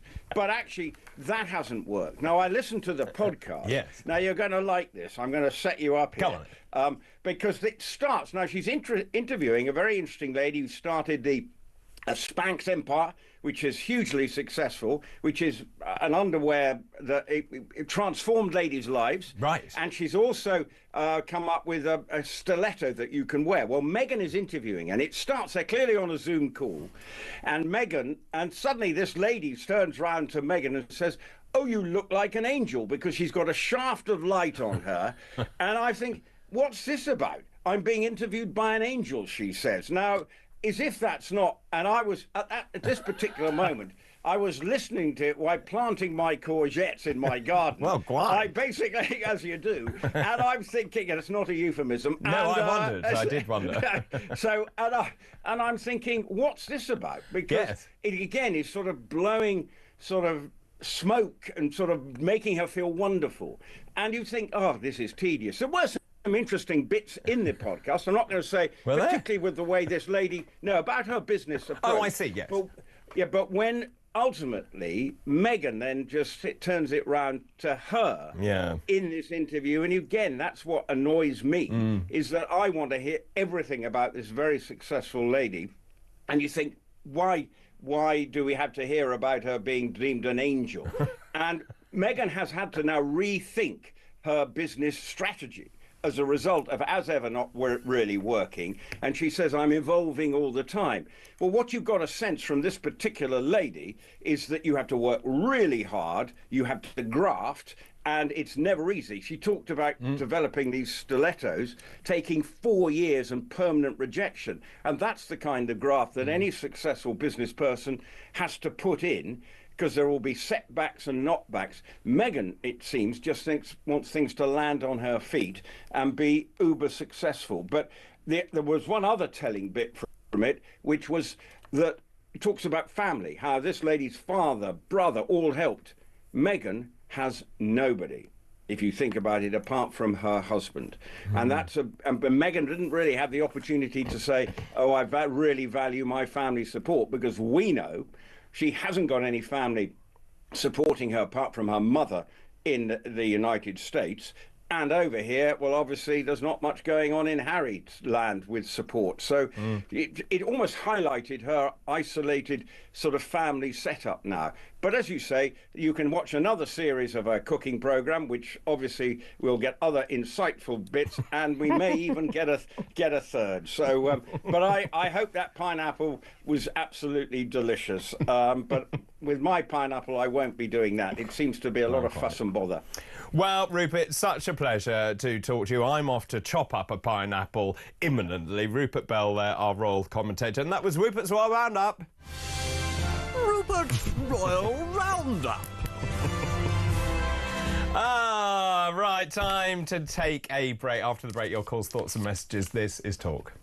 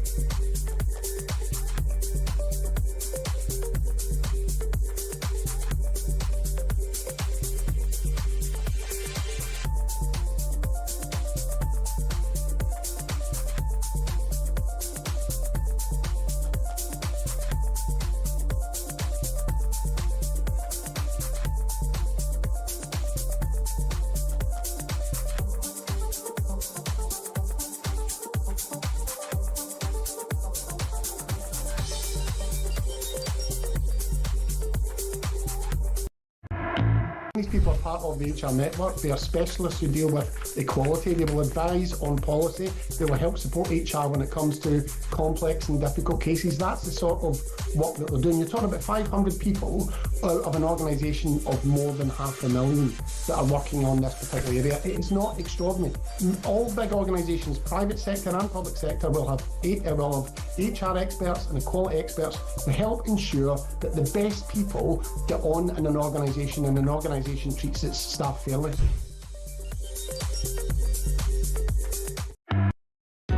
Across the UK, on DAB+, on your smart speaker, on your smart TV, and on your side. This is Talk. This is Talk Final Part, 9:47 on Sunday, June the 1st. So many messages coming in. Hi, Dr. David. We don't want to sign the migrants up to the army and give them guns and ammo. They'll kill us all instead. Most of them hate us now. Good morning, David. So how is it that 2 Pakistani men who punched police officers at Manchester Airport are not even going to trial until the end of June and pleaded not guilty despite filmed evidence, and Lucy Connolly's was done and dusted and put in prison a lot quicker? Two-tier policing and justice. One might also say the same thing. Let's take some calls now. Jessica is on the line from sunny Norfolk. Good morning, Jessica. Good morning, David. My heart rate has risen. Has it now? How exciting. Astronomic proportions. I used to be a health visitor. Right. I'm retired. I have a particular interest in the health status of the numbers of people we are taking into the country. I haven't heard anybody talk about the health checks that are being, or are they being carried out on the people who are coming into the country. I have a question for you, because I'm hoping that you will be our next Secretary of State for Health. Oh, you are sweet. In a future government, okay? So some questions here. A pandemic starts with one person. Yesterday, we multiplied by 1,000 the risk of one person bringing a pandemic to the country. Are we being protected? I have no idea whether we are. We can put a dog who is brought over the channel into quarantine and pay for that. If I thought about this much, I would scare myself to death and I wouldn't sleep at night. But it is a real worry to me. It's a brilliant point. Have you heard anyone talk about it? Well, so it is a fantastic point. I've never really thought about it in those terms, but certainly, unlike people in this country who are struggling, when you come to this country illegally, you do have access to 24-hour medical care, which apparently we can afford, but we can't actually give people a GP. But anyway, that's a side note.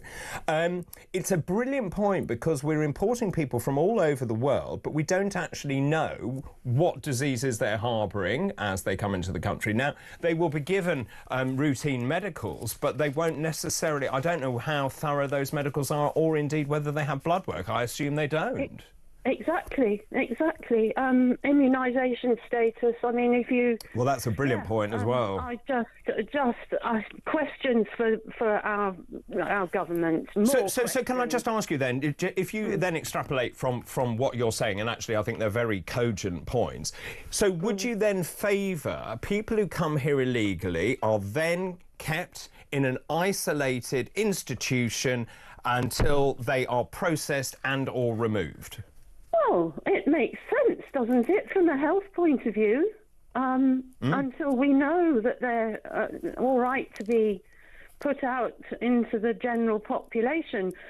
But you see, the thing is, what we're doing is it's worse than that, because you come into this country, you then get board and lodging, and you're looked after, then you're given a bus, and you can go shopping and go into town, and meanwhile, all of these places, and I mention Ipswich because it's near me, have been decimated. The town centre has been utterly decimated. 3 hotels full of illegal migrants in the centre of the county town of Ipswich, and no one seems to care. I know. So it's not just terrorism, it's health. And, Ebola. What's the incubation period for Ebola? I don't know. I could look it up on Google. Yeah. And worry myself even more. Well, I mean, it's a very good point, isn't it? When you've got viruses that have incubation periods of weeks, and of course you don't know how long these people have been travelling. I'd really not thought about it in those terms. It's a brilliant point, Jessica. Right.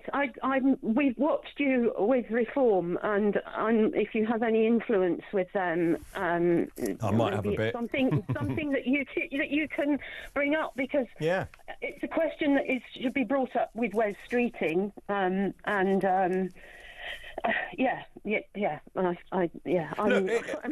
I'm too worried to talk. No, I think it's really important that we talk, and this is my worry, is that actually what we're doing is we're stopping free speech in this country. The minute, and this is the point about Lucy Connolly, and I'm not saying what she said was right, because it wasn't, but she, you know, she expressed her fear and horror and her support of those families, and of course then, of course, she's given a draconian sentence, and it now turns out that Hermer would have signed that off, and of course, who's he mates with? The Prime Minister. Yes, exactly. I read her tweet actually this morning, and whilst she talked about doing horrible things to migrant hotels, the end part of her tweet was about she added in there the government and all the politicians, for all she cared as well. And I wondered if it was actually that really scared them rather than anything else. Well, maybe. Look, Jessica, I will look into that because it's a brilliant point. Thank you so much for your call this morning. That's Jessica in Norfolk. Let's take another call now. Dennis is in Kettering. Good morning. Good morning, Dave. Hello there. I think your line's a bit... Sorry, carry on. Well, this is all going wrong. Okay, I've got it now. Good. Go for it. Yeah, I was just interested in the subject of prison officers being assaulted in prison. Yes. I retired about 2 years ago after doing about 13 years within the prison service. And the problem with using tasers is you need to use it at distance. That would mean that you know an attack's imminent, or a prisoner is standing there with a knife or a weapon. Most attacks are really happen at close quarters, and you don't really know what's going to happen. So it's more a case of somebody's going to attack you, without you really knowing. So having tasers and sprays and vests don't really seem to work. So would you then favour prison officers having access to full arms? Well, again, you would need to know that the attack's going to happen. I mean, most riots happen, I say, sort of a wing kicking off, so the wing would be closed down and that prisoner would normally be isolated, or they'd bring in, the force that deals with that, as I say. So most attacks happen, and you just don't know what's going to happen. That's the thing. I mean, the problem is that they've been given so many freedoms, and there's no real sort of comeback because the MOJ or the management don't want to really push back on them, And that's really the issue, and you can't really counter that. That's the thing. And a lot of the young prison officers come in, it's not their fault. They're young and inexperienced. My last role was in a young offenders institution, so you've got 19, 20-year-old young officers who are trying to deal with 19 to 25-year-old prisoners. And they don't really look at them. I mean, when I started, and I came out of training, I was 53 years old, and I always remember a young prisoner saying, "Are you new?" And I said in the sort of, how would you say, brusque way, "Do I look new?" And he just wandered off because he was experienced. But the other thing that happened when I started in 2003, they stopped wearing the cap because they said it was too disciplinarian, and they were cutting back on recruiting ex-military guys who can really stand up for themselves. I mean, in my 13 years, I never had to restrain a prisoner or fight with them because I had the experience and I knew how to handle the situation. But surely we want discipline, don't we?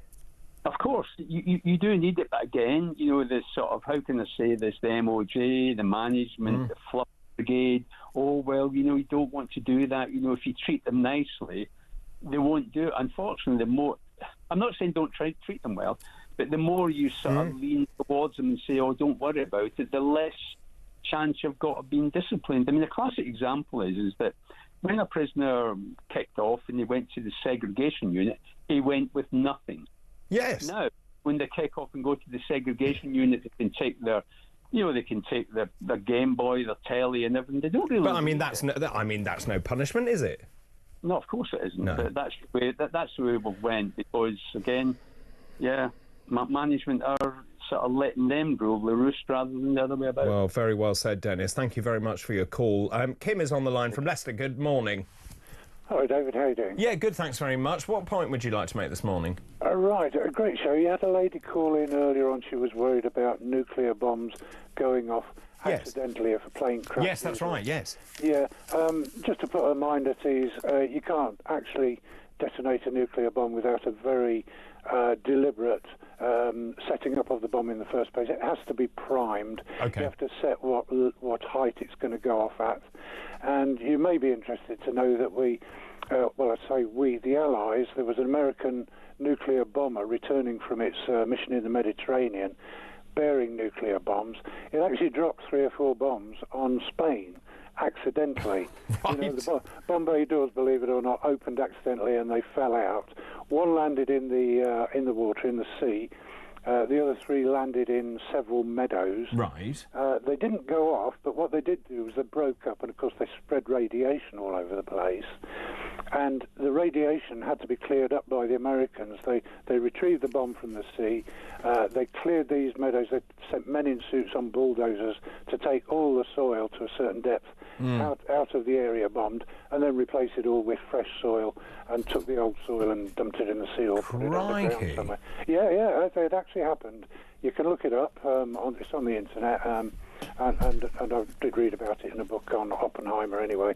Wow, what a crazy story that is. Thank you so much for that, Kim. Really good contribution there, Kim in Leicester, telling us quite an extraordinary story. Peter Cardwell, a very good morning. Good morning, David. How are you doing? And happy birthday. Thank you so much. That's very kind of you. I've been mentioning it on the hour, every hour. I It's your birthday. run the hour every hour. It's been the top story every day. It has been the top yes. story, yeah. So you're having a lovely day.